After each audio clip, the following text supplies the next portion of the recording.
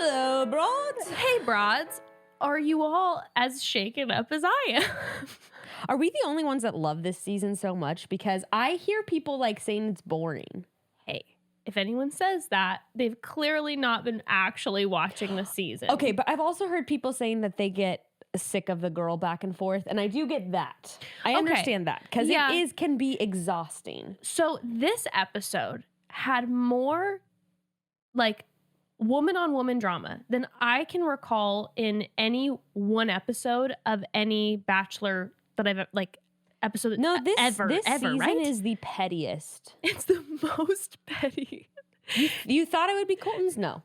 It is putting Colton's season to shame by a mile in the sense of how petty it is. I have never seen people dislike each other this much. I've also never disliked a whole cast of girls so much.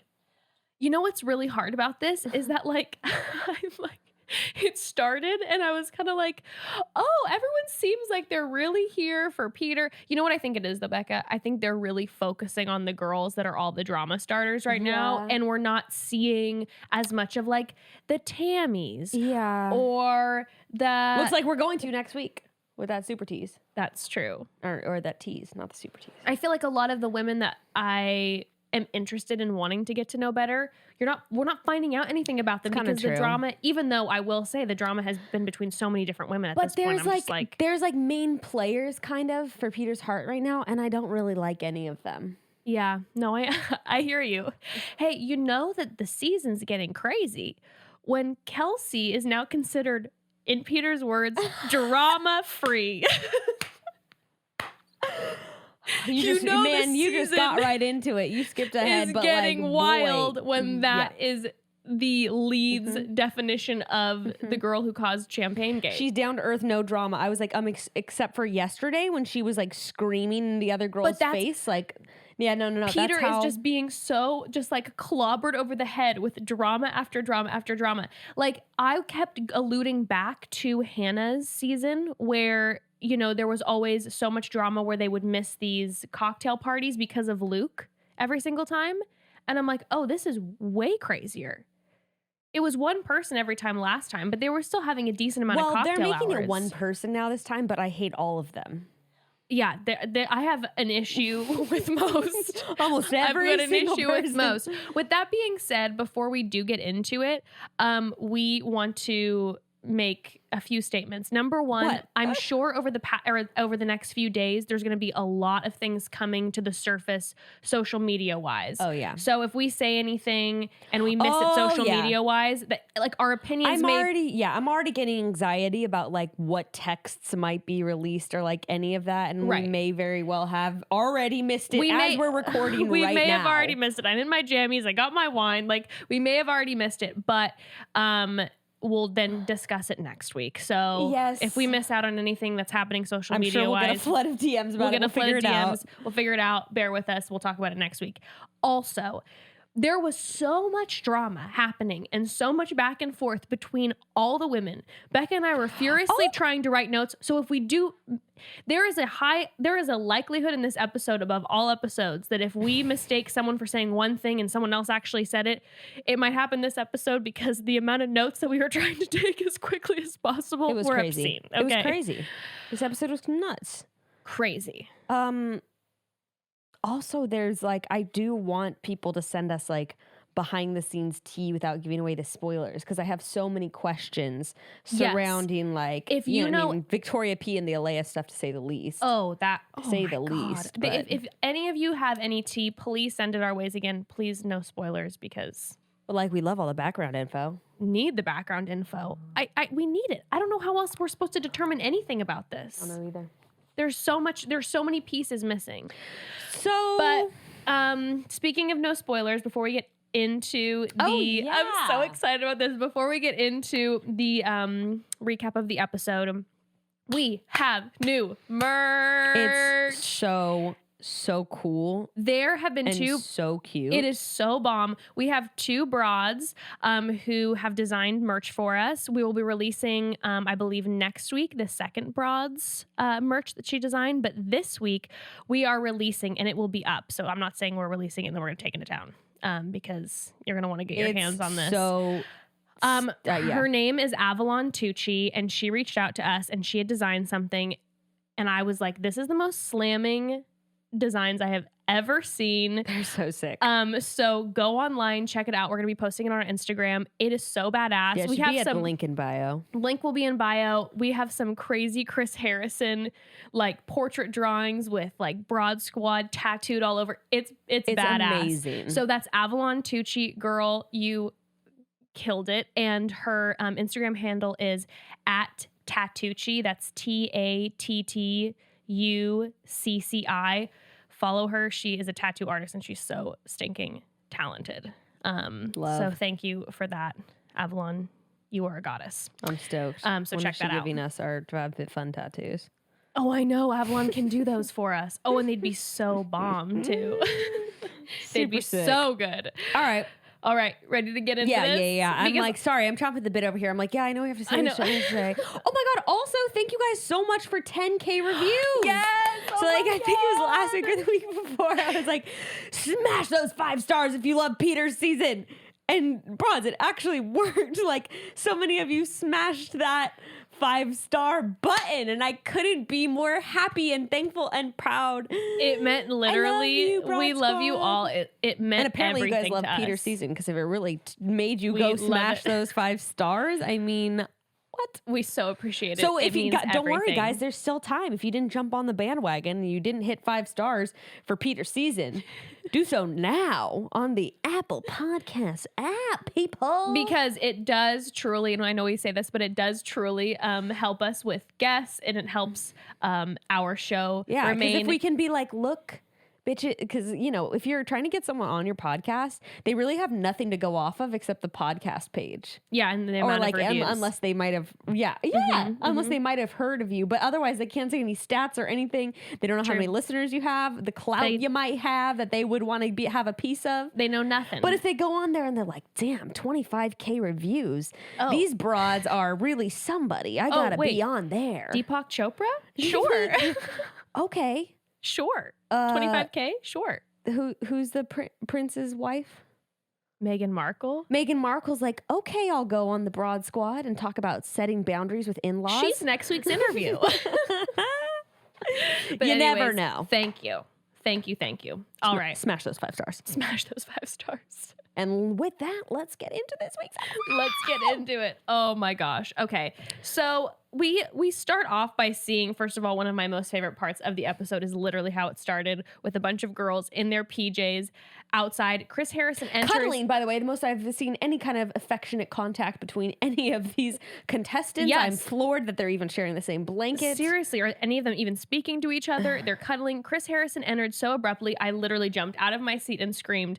And he was the most like dad energy that's ever walked into. And he was just like, girls, come inside. We're making biscuits. And it just reminded me of like when I would be at a sleepover and my dad would come in and be like, Dad, ew, why are you wearing your robe? That's embarrassing. So he tells them they're going to make biscuits, which by the way, I saw no biscuits. I don't get that. Well, guess Sounds what? dirty. He doesn't have any biscuits to give them. Instead, he has terrible news of where they're headed. Okay. They they shaded Cleveland so hard. They location shamed Cleveland harder than I have ever seen them location shame up ever. For it with the discussion of Cleveland throughout there, which we'll get to, but he announces you guys are going to Cleveland, and it is crickets. It is dead silence in the room. We'll meet you in a city full of art, culture, and rock and roll. And all the girls are like, he says Cleveland, and everyone's just looking around, just.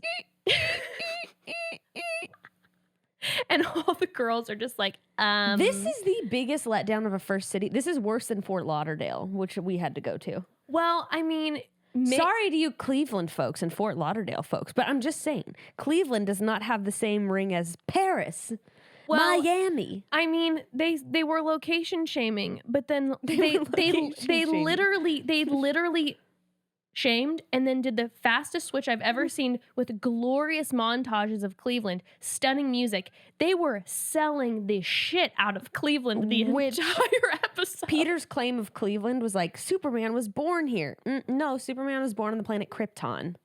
So, first of all, you're wrong. First of all, incorrect. Second, Spoiler alert, but the person who Peter clearly falls in love with in the end is Cleveland, not any of the women, because he was beaming. Honestly, I've heard good things about Ohio. I'm not even just saying that. I know some really cool people who live in Ohio. Well, when they were showing the city, I was like, wow, we really haven't had our, Cleveland hasn't had its moment until now. Polka dancing in the square, the most staged thing I've ever seen. What will they do next? Oh my God.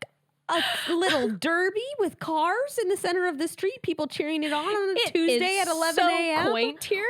Wow. Well, so they're in Cleveland.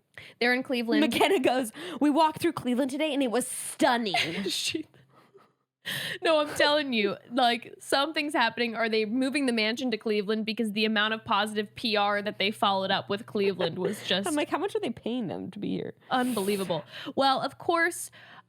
we find out the date card is given to Victoria F. Which she starts making drama before they've even finished reading off her name, it seems. She's already like, I hope this isn't skydiving because I have falling anxiety. And she's already on the verge of tears after she's just gotten this one-on-one date. The face. She just pouts the second she gets the date. This is the girl... By the way, who, when you're doing like a lab experiment in biology in freshman year, she's like, oh my God, no, somebody has to, I'm seriously gonna pass out. No, seriously, I can't do, no, guys, ew, oh my God. No, this is like a frog. I bet he has like a family. She is that bitch in the biology class. You're completely right. And she's probably also the girl who'd be like, I need someone else to cut it for me. Yes. And then she finds the hottest guy in the room 100%. And she's like, Todd, I really need your help. Can you come over here? And then Todd and her are in love afterwards and they're making out. And then she's the kind of person where she's like, I love frogs. Like I even have like a keychain in my backpack of a frog. Like I can't do this. Oh. Well, I'm also thinking this too. You hear one of the girls say, oh, did you tell them that one of your biggest fears is heights? And she's like, yes. And I'm like, have we not learned at this point that when a Bachelor producer asks you, what is your biggest fear? You give them the opposite. You say, I love thrills. You tell them, hey. Any thrill I will tackle with Or glee. You tell them, you're like, actually, like, one of my biggest fears, if I were to be on the show, I'd be like, small children. One of my biggest fears is hosting a podcast. I'm so terrified of it. Like, I sure don't know. Putting together an outfit, I'm afraid of baking. I'm a terrible cook. I'm really horrified about chugging a bottle of champagne. I don't know. It's a weird thing, but like, I'm so scared of it. I get really insecure trying on clothes. With shopping, I hate shopping. I feel really guilty when I get free things, and it's just hard for me. And then they just, come on, guys, because, and then you make up something where you're like, because when I was a child, I never got things. Come on, and so it's let's traumatic. Learn. Come on, people, let's learn. Craft your narrative to the date you want, okay? To the date you deserve, and not the date you don't want. Don't mention anything about heights. Say you love heights. Oh my God. Well. Now, don't get me wrong. I'd be screaming, panicking if they were going to put me on a bungee jumping thing, and I would refuse. But I wouldn't cry. I would just be like, I'm not doing it. I would pull a Victoria P and be like, yeah, no, I'm not going to do that. My back hurts. I can't bungee jump today. My back hurts. I have a condition. What condition? One that doesn't allow me to bungee jump. One that tells me that I'm a strong ass bitch and I can say no to you. And if a guy that I like is not going to choose me, Peter. It's because I won't bungee jump. I don't want to be with him anyways. Well, she's like in the car and having a panic attack too. Oh, full blown. Like kicking and fake crying, like throwing a fit. She was having a full blown temper tantrum. Full blown. Producers are eating it up, you know. They're like, wait until she sees we brought in her ex-boyfriend. Oh, they're like, you think this is bad, honey? You think this is a lot to handle? Well, of course they don't skydive. By the way, she has an Om tattoo on her ankle. Don't know if you caught that. I did see that. I was instantly like, scary. You seem not namaste. You are not the one who would hit me as namaste. Maybe it's a reminder. I don't know. By the way, of course, Peter is flying a plane again because that's his thing. I have to have a major shout out to Pete because Abroad the other day sent us a photo. She was in the airport. She was about to get on her plane and she's like, oh my God, and snapped a shot. And Peter was in his pilot outfit on the way to go fly a plane. He's currently still flying planes. Love it. Love that, right? So he actually is a pilot. He's really a pilot. He was in his full uniform. And even with all the drama going on with The Bachelor, all the press. It is his piece. It is his sanctuary. It is his sanctuary. Cockpit. Yes, I love that. I was so like happy to see that. Actually, what a wholesome guy. So wholesome. Right reasons. Definitely right reasons. But they definitely fly, and she's using throughout this specific date, there's a lot of like trauma bonding happening. Except just on her side, because she's horrified to go on the plane. She's holding his hand, horrified to go on all the rides, because of course he flies the they plane. get to this roller coaster place, which looks crazy. It's Cedar Point, and it's, I believe, the biggest amusement park in the country. I had no idea. And I'm so jealous because I've always wanted to go. I love roller coasters, and they have gigantic roller coasters there. I love roller coasters. Mm-hmm. That slingshot shit, though. Have you ever done one of those before? Nope. They're scary. I've only done the ones which I hate. Every time I'm like stoked, and then I get on it and I'm like, why am I doing this? The one where you go straight up and then it Supreme Scream, Knott's Berry Farm. Is that the one? I don't know. Horrifying. Every time. But it's yeah, and that thing though, that's next level. It is. And then she said, let's go on it again. And she, which makes me wonder. Peter's eyes were so wide, too. So wide. He's like, and she also, like, right before they shot into the air, she had one of those, like, Meg Ryan moments where it was like it was basically an orgasm. Mm-hmm. It was an orgasm screaming. Well, I actually thought this was a great one-on-one date. Such a good one-on-one date. Because you get a lot of time to yourselves. Like you said, the trauma bonding. I think that theme park in general is a great date. To yourself on top of all of that. But I think a theme park, even just for anyone listening, is such a great date. Maybe not a first because you don't quite know the person yet. But yeah, and you have a lot of time to talk in the lines, so that could get awkward. It's a great like second or third date if you think you really like the person, because then you get to spend a lot of time together, get all cozy. Hold hands when you get scared. Mm-hmm. It's very cute. Fun. Love an amusement park date. Then they're talking about kids, which is one of the first of many times this episode. First of many times. Jess has a theory about this. I do. I have a theory. This with another piece of it included. There are two topics that I felt like, and I'll bring up the other one in a little bit, but there were two topics I feel like specifically it seemed like the producers were highlighting a lot this episode, which I think might be foreshadowing. They kept randomly in this episode bringing up Peter being a good dad. And it would be like random times. And my thing is too, let's just say. But don't you think it's also weird though that it was brought up that many times to him just by the women in general? That's what I'm saying. It was strange, right? So I'm wondering, like, do you think, yeah, I don't know. And it feels like weird foreshadowing to me. Like that they trust chose your gut. I trust your gut. I think it's weird that the women are bringing it up in general, because it wasn't like Colton's date where all the kids are there with Elise and Colton's like, you'd be a great mom. That makes sense. Sure. There's no children around. I suppose maybe like you're in an amusement park, but the other times it gets brought up, there are no kids around, and it's kind of this weird, like, is this foreshadowing? Because obviously one of the theories is that one of the women get pregnant in the end. Is Peter a father? Wait, is that like a pervasive theory? Yes. No way. Yeah. It's like it's one of those theories that's everywhere right now. Is there any kind of anything to back that up? I don't think so. I don't think so either. Well, shit. Oh God. I'll kind of hate that. I just will feel that's just so intense. I'm the unplanned pregnancy of the Bachelor franchise. It can only be me. Only. Jeez, but I mean that's just a bad situation to be in. That's for what that I'm saying. Kid. I feel like this, if that is the case, I'll be like, it'll be so intense because that is such an intense thing on national TV. I mean, to that's deal just like too much. Also, like imagine being you in early pregnancy and like dealing with people's like what the public is going to say about all that kind of shit. Well, and also like what if it's a girl that like the public doesn't like? God. I don't know. But but back to this. Wrap it before you tap it, people. And this goes for the Bachelor too. Jeez. I would know.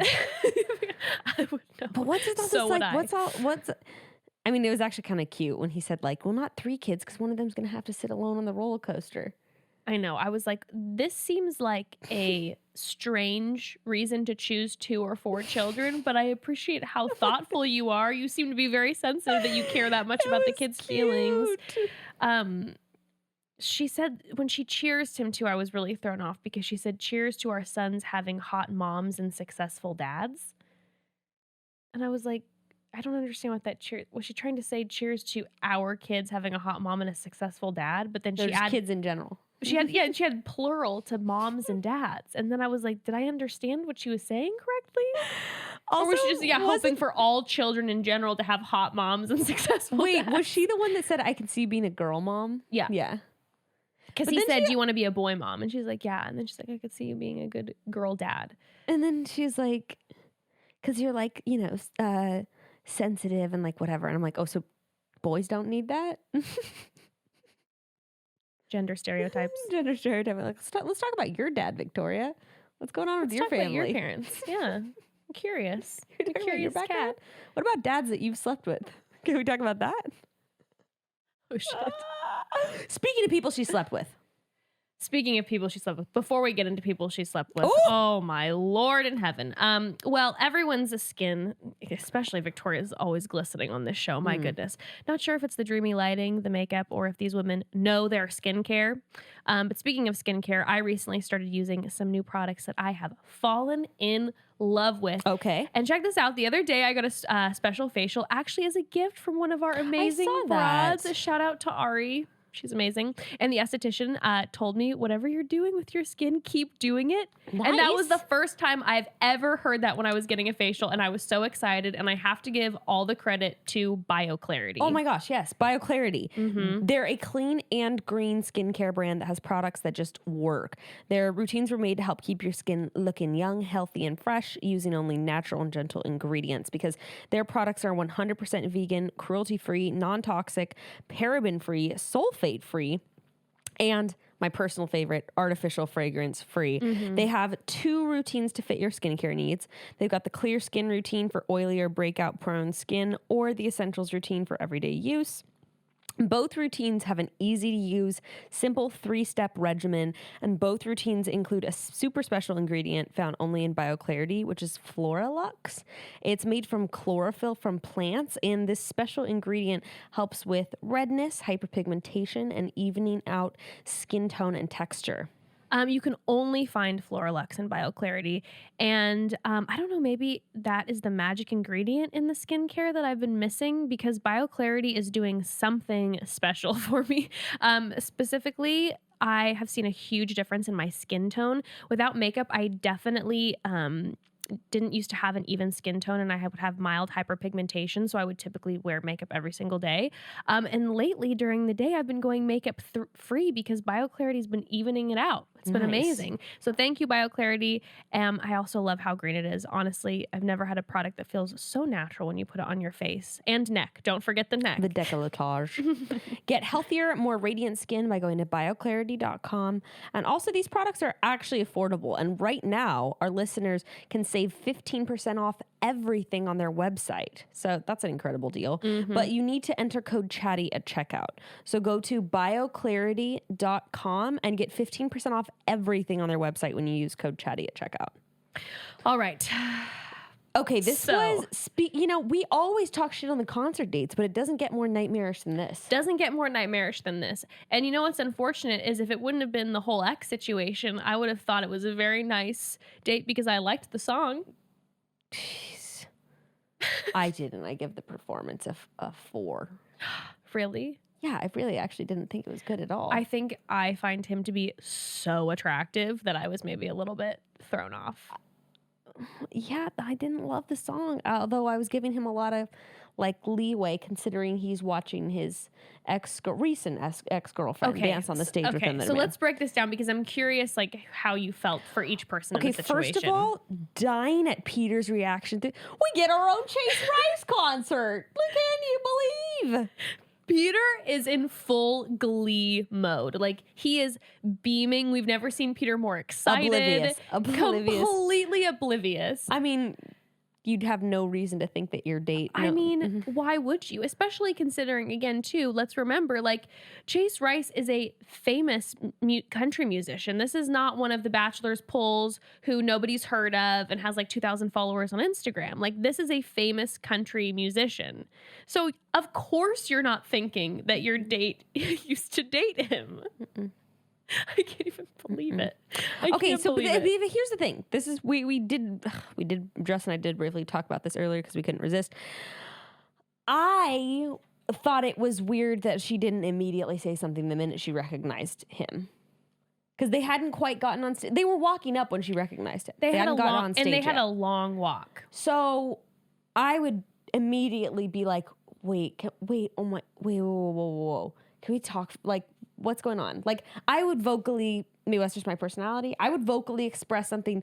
There's no way I could just play it off on stage. And I told Becca that I could see myself being in so much shock and so uncomfortable because there's cameras there that I could find myself up on stage, but I don't know what I would do. I would probably be there, see Chase singing for like 10 seconds and then be like, hey, Peter, I'm so sorry, and like remove ourselves. But I could see myself actually getting and standing there and being like, oh my God, what am I supposed to do? What am I supposed to do? Yeah.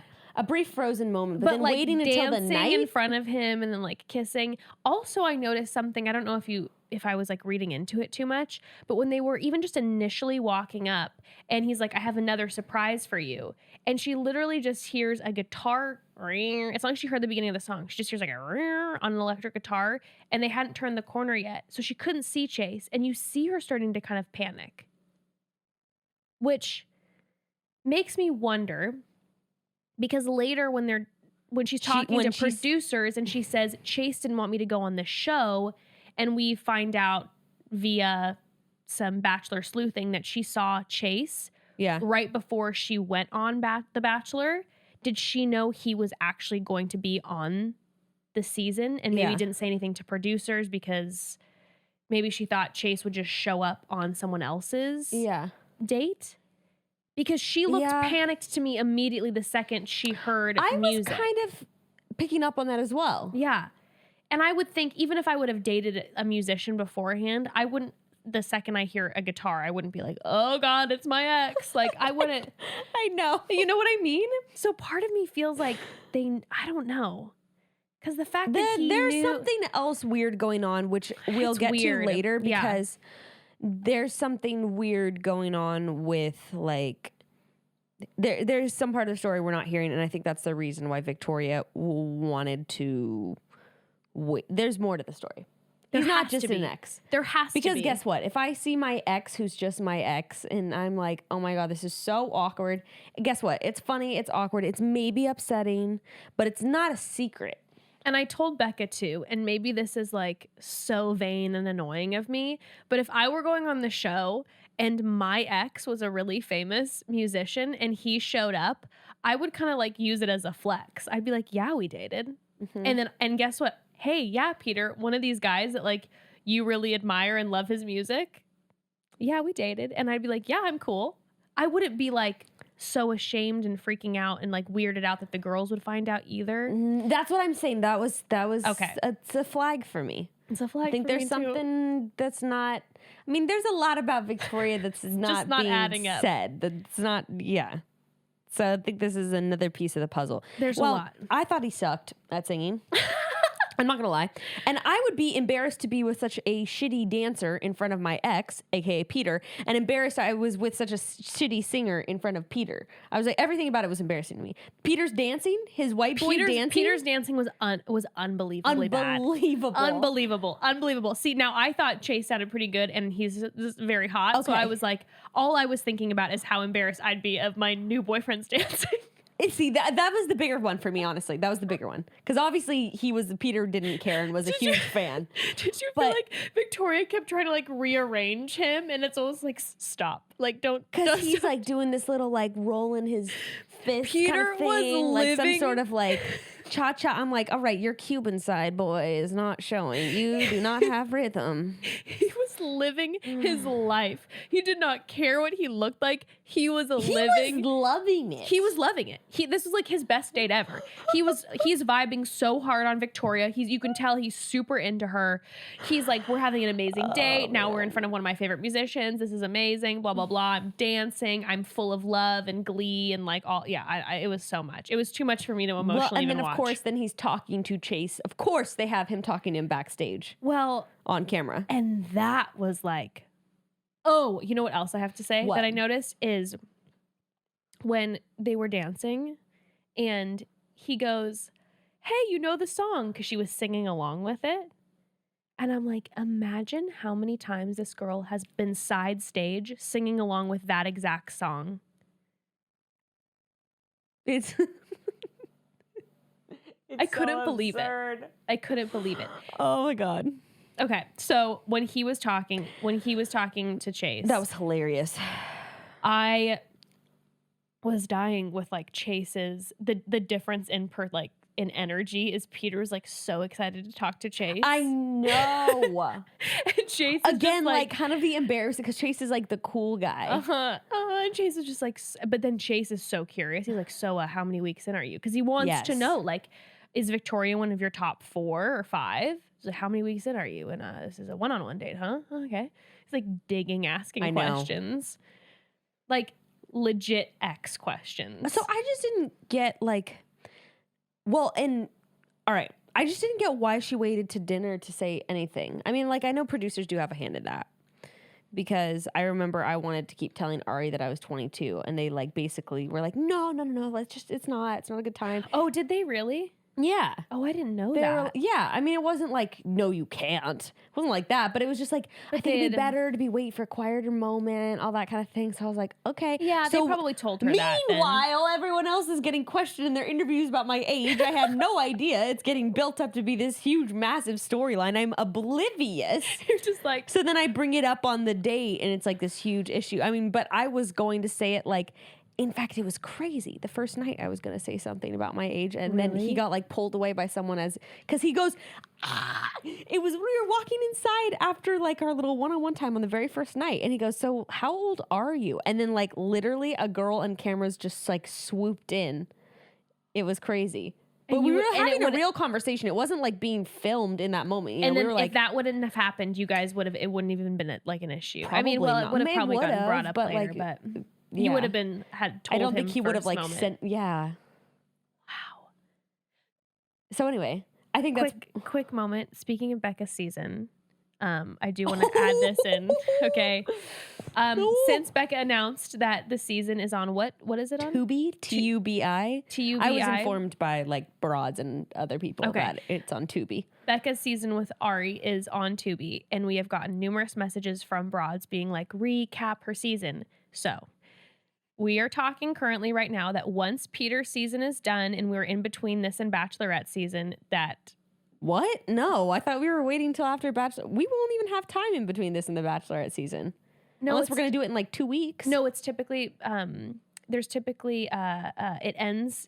I think Peter's season's supposed to end like mid-March and Bachelorette starts beginning of May. So there's like 6 weeks in between that. No. Yeah. And then in between Bachelorette and Paradise, there's no break.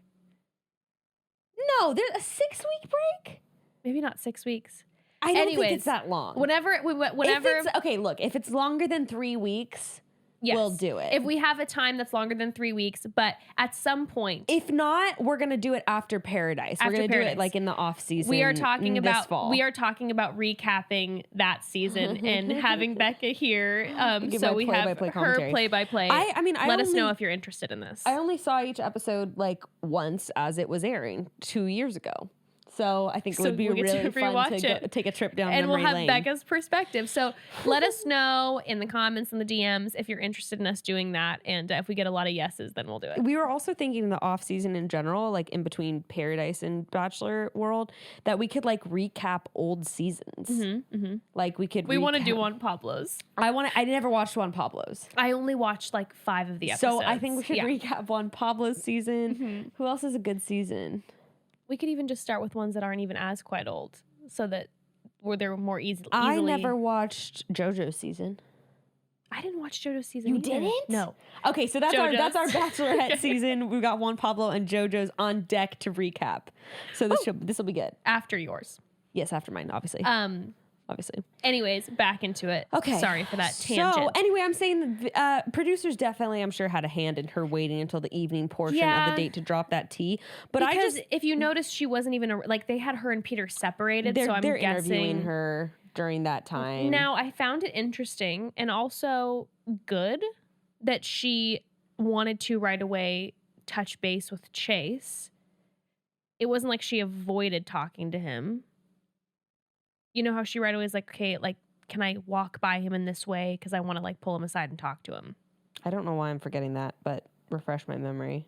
So when she was talking to one of the producers, she was like processing through it and was like tripping out. But she basically kind of asked to pull Chase aside. Mm-hmm. So she walked by him, pulled him aside.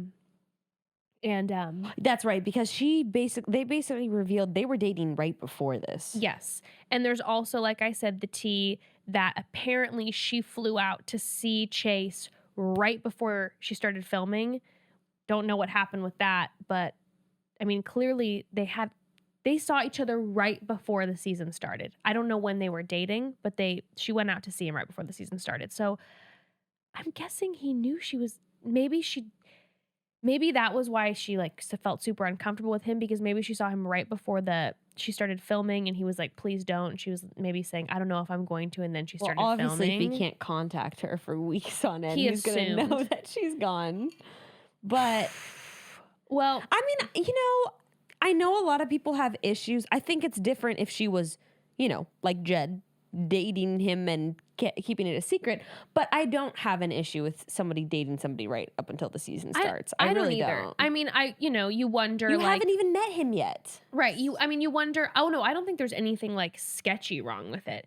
You kind of wonder, is this person ready to get in an engagement relationship if you literally just got out of a relationship like a week before?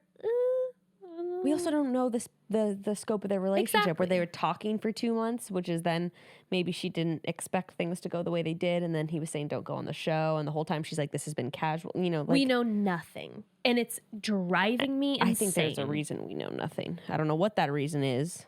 Well, I can't imagine. When she pulled him aside, I do have to say I felt like they had a very mature exchange. I was extremely impressed. If I would have he handled it really well. And I thought she stayed really calm with him too. She wasn't like. Well, I was sort of surprised, like based on the storyline of what sort of sounded like it went down. I sort of thought that he would have a little bit different of reaction, which is why I said I was like. I also, considering how she's had quite a few outbursts, I didn't think that she was going to see him and be super like low key and be like, hey, this is awkward.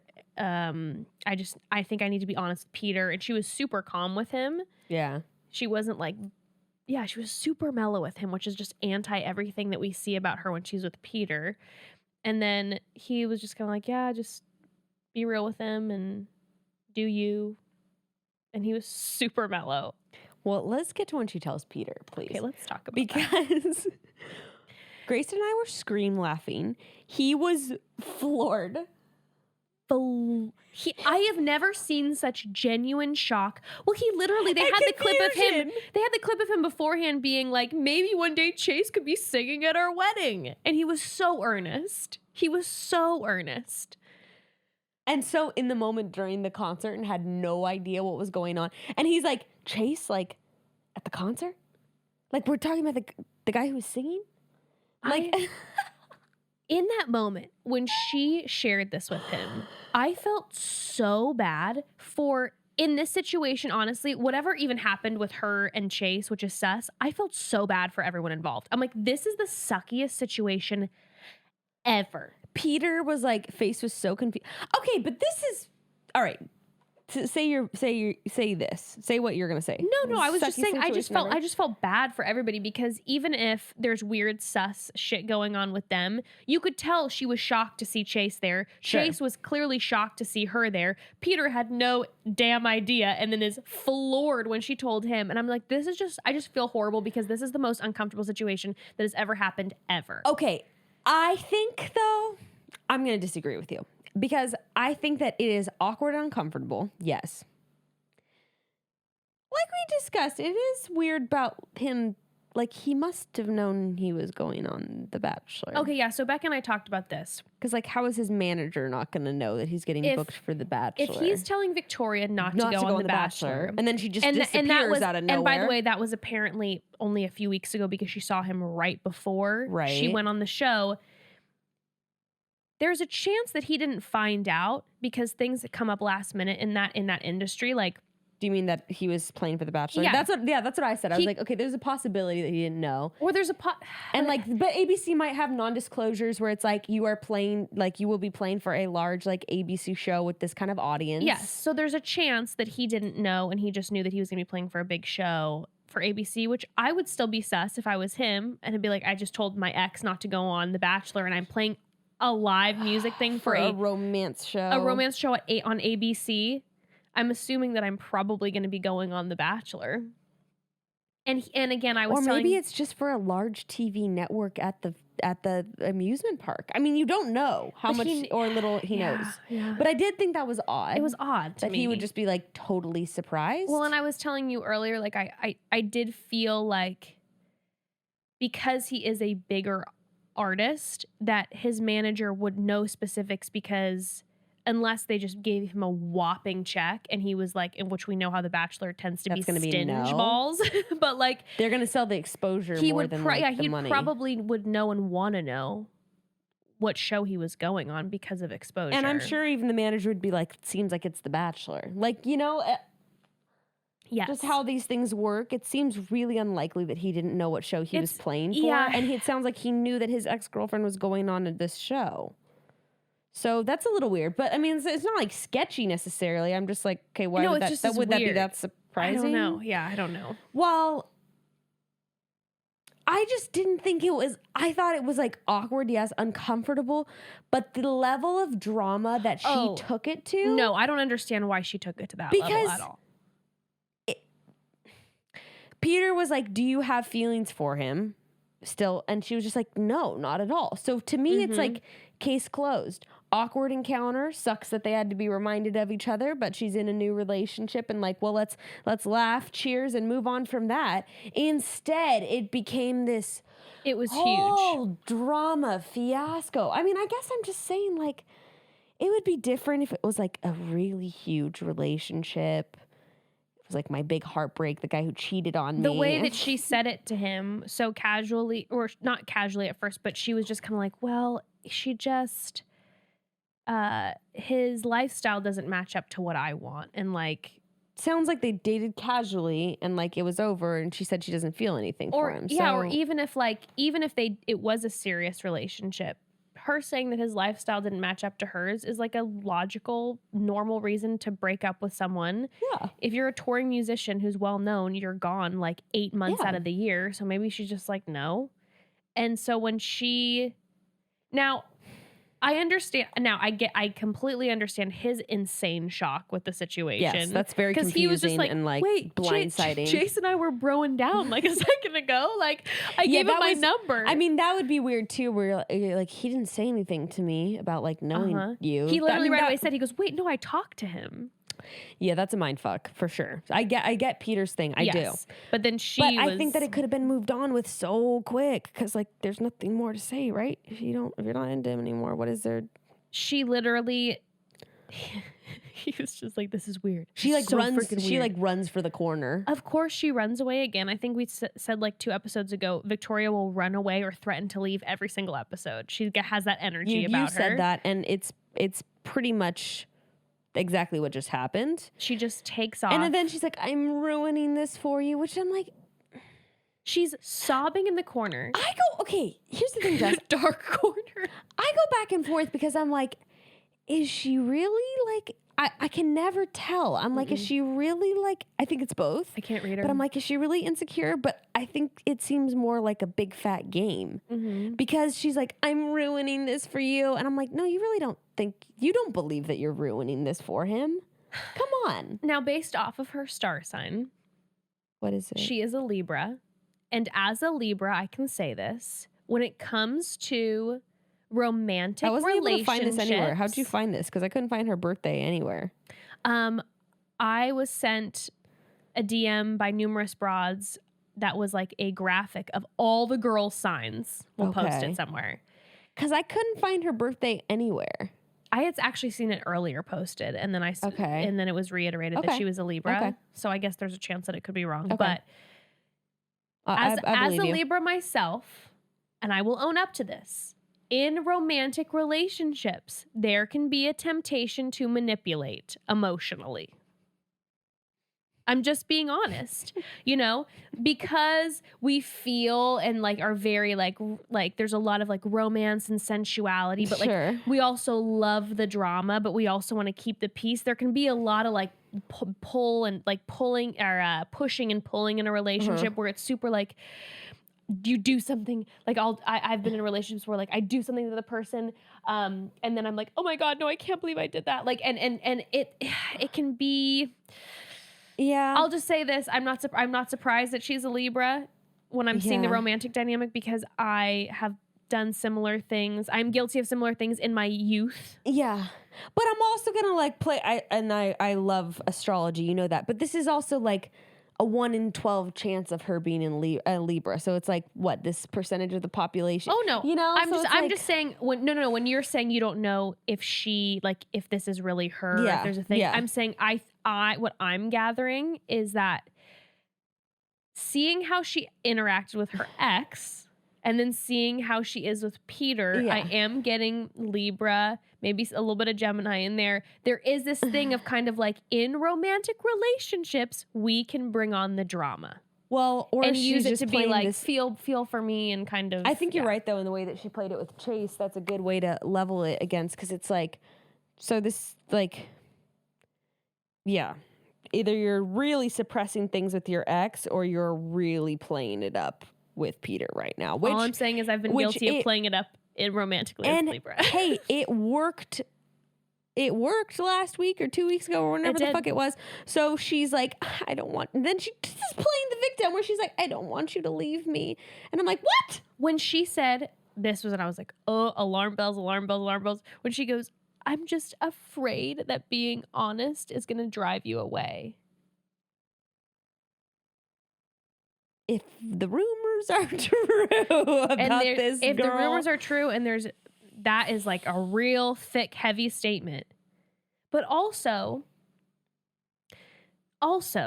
what? She was forced to be honest, right? I mean, like, what?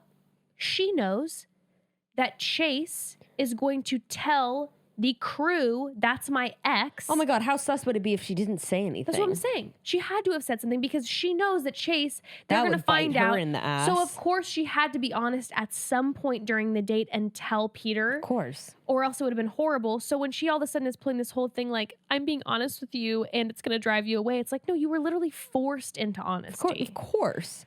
And then like, okay, so her games are working either way. He's falling for it. He's falling hard for her. Taking the bait and the hook in one swallow. Well, and then I just was so annoyed with this whole interaction because then she turns it around and is like, he could just accept me for me. And like, he just accepted me for who I am. I'm like, what? This was not like the vulnerable moment you're making it. No, most people who go on the show have exes. Yours is famous and a singer who got contracted out to play the show. And guess who's going to get the date with him playing on the show? You are. That's it. We all have exes. It's not this whole dramatic thing unless there is something dramatic about it that we're not finding out. Or there's something more dramatic about you that if one thing's already getting uncovered, what more could be uncovered? What if she's pregnant with Chase's baby? And that's what the whole drama is. She's looking snatched for 6 weeks pregnant. Oh my God. But what I'm saying is, could you imagine? She's pregnant with Chase's baby. Barbara and Jim, Peter Sr., fall in love with her. They're like, oh my God, Victoria's our girl. And then he finds out that he's about to propose to Victoria, finds out she's pregnant with Chase's baby. And then Barbara's like, no, please just bring her home to us. Or she finds out that the baby that she's pregnant with is a girl and Barbara wants the baby. She wants to be a grandmother. I told you to be a girl, Dad. Dude, if Victoria F is pregnant, this is not good. This is not good. This is not good. Not for the child, not for Peter. This is not good. Well, within all the room. Oh my God, it's just too thick. It's not good. The tea is too thick. I like how we've already decided she's pregnant. Yeah, I haven't been looking at her Instagram, so I haven't been seeing if she's posting photos of herself or not. Well, then they go in the back veranda to dance. We've got Yo-Yo Ma in the corner going to town. It was lovely. Yes. And Peter Weber is caught in her web of deception. Oh, he is just eating it up, isn't he? I mean, I have to say this. I get it. She's charming. Bitch, if someone was... Nope.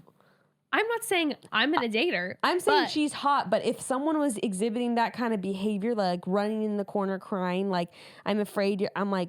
No. I understand. I understand the drama, even though it seems like Peter likes... he likes the drama ladies. Yeah. But what I'm thinking is that when you see her with him throughout the other parts of the date when there's no drama, she's charming. At the very end, when you see them playing basketball, she's giving him shit because he can't make any hoops. Like you can tell that she made a couple statements I noticed on the date, like she was funny.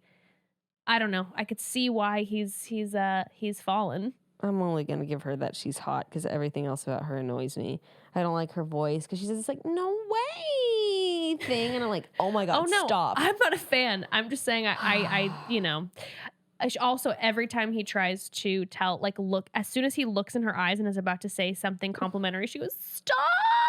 Like she cuts him off and tells him to stop anytime before he's about to say something complimentary. Go back and watch it. I'm telling you all, every time. I hate that so much. Okay. Well, let's take a break before we get into this group date. Let's take a break. Oh my Lord. Okay. So here's the thing. If I was on The Bachelor, I would want to get so flashy. Wait, I just gotta say, I love this sponsor that we're about to read for. Love Guys, listen up. So much. If I was on The Bachelor, I'd want to get flashy. During one of the rose ceremonies, maybe the one that I thought I was going to go home on, go out with a bang, but I'd want to be in some gorgeous designer dress. But let's be honest, who can afford a designer dress? Not me. Not when you got to pay 2 months worth of rent while you're gone, not working, quitting your job. But wait, actually, maybe we could with The Real Real. The Real Real is the leading reseller of authenticated luxury consignment from top designers like Louis Vuitton, Gucci, Prada, Supreme, for my cool kids out there, and hundreds more designers. For the kids. For all them cool kids out there. You can get up to 90% off of some of these retail items. Oh my God. Crazy. We love The Real Real because with it, you can shop luxury the sustainable way, and not just shop, you can consign with them as well. And they have everything on The Real Real. They've got women's and men's luxury, fashion, and streetwear, fine jewelry, watches, art, home goods.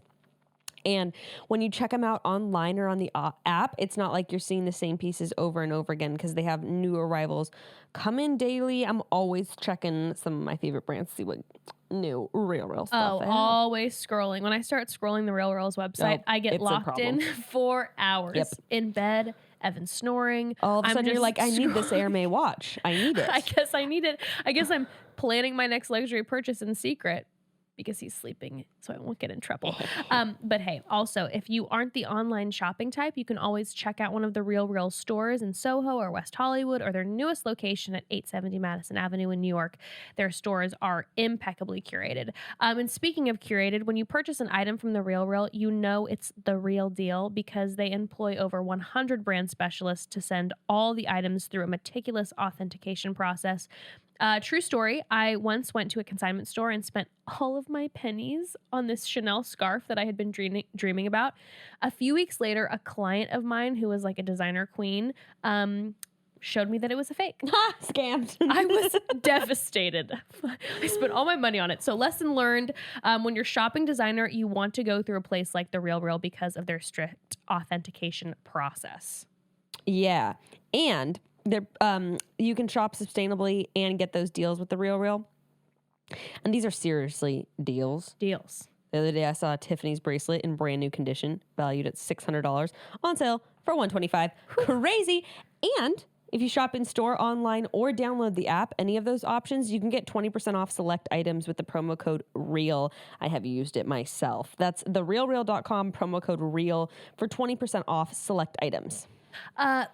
So, on the topic of scoring a great deal, let's shift that conversation to discuss scoring a great deal with some great furniture. Let's talk about Article. Ooh, our favorite. Love Article. This company is amazing. Article is the easiest way to make your space look beautiful. It's a direct-to-consumer furniture company that combines the curation of a boutique furniture store with the comfort and simplicity of shopping online. Their pieces are absolutely beautiful. Article's team of designers actually focus on crafting gorgeous pieces that are made from quality materials and durable construction. And so they're built to last, and they're dedicated to a modern aesthetic of mid-century Scandinavian, industrial, and bohemian designs. So hot. And the prices are fair, to say the least, especially with the quality and designs you're getting. So you can save up to 30% over traditional retail prices because Article keeps their prices low by cutting out the middleman and selling directly to you with no showrooms, no salespeople, no retail markups, just good furniture. Evan and I were actually browsing article.com because we are feeling like we have reached that point in our lives to live that adult life and get a headboard for our bed. We've been married for almost 8 years and we've never owned a headboard. So it's time. And my God, the headboards on Article are stunning. Oh my God, I want to go check them out right now. Oh, there is this one design called the Nira headboard and it has nightstands attached and it's so sexy. That's my love language, attached nightstands. Nice. So sleek and fair pricing. Seriously, you should hop on their website and check it out. They have everything for your home and outdoor decor as well. Article's offering our listeners $50 off their first purchase of $100 or more. To claim, you just visit article.com/chatty and the discount will be automatically applied at checkout. That's article.com/chatty to get $50 off your purchase of $100 or more. That's pretty great because they have smaller ticket items rather than couches that are maybe like $101. Right. You get it for half the price. Exactly. Boom. Go Chatty. Okay, right. So next this is where all the drama really starts. I thought that the Victoria date was going to be like the big drama, and then all this shit starts hitting the fan. So they have also as we continue this conversation, I need a phone charger desperately. 1%. Anyway, okay, so the ladies. So they have a group date in a huge empty stadium. Oh, that's cool. He brings us some very professional players that I don't know because I don't know anything about football. Once again, Tammy's like, this is my date. We are ready. Dude, they're sending softballs for Tammy and her skills. But, oh my God, why are all these women so good at football? This shit was crazy, except for McKenna, which was hilarious. When she was doing some of these workouts, she reminded me of someone's mom that I'd see at my gym, like at the elliptical, aggressively stepping while watching Bravo on the like elliptical machine. Yes. Honestly, I felt McKenna on this because if you would have put me in a football date, first of all, I'd be like, I have no idea any of the rules of football. Second, I can't catch for the I would have been honestly, McKenna probably would have put me to shame. It would have been a bad deal. So already I wasn't quite vibing on Victoria P. Then when she pulls this shit of like, my back hurts, so I'm just going to stay on the sidelines and hang out with Peter. Also, she said from her back, she's like, my back is still bothering me. Was that from the wrestling date? I don't know. I couldn't quite.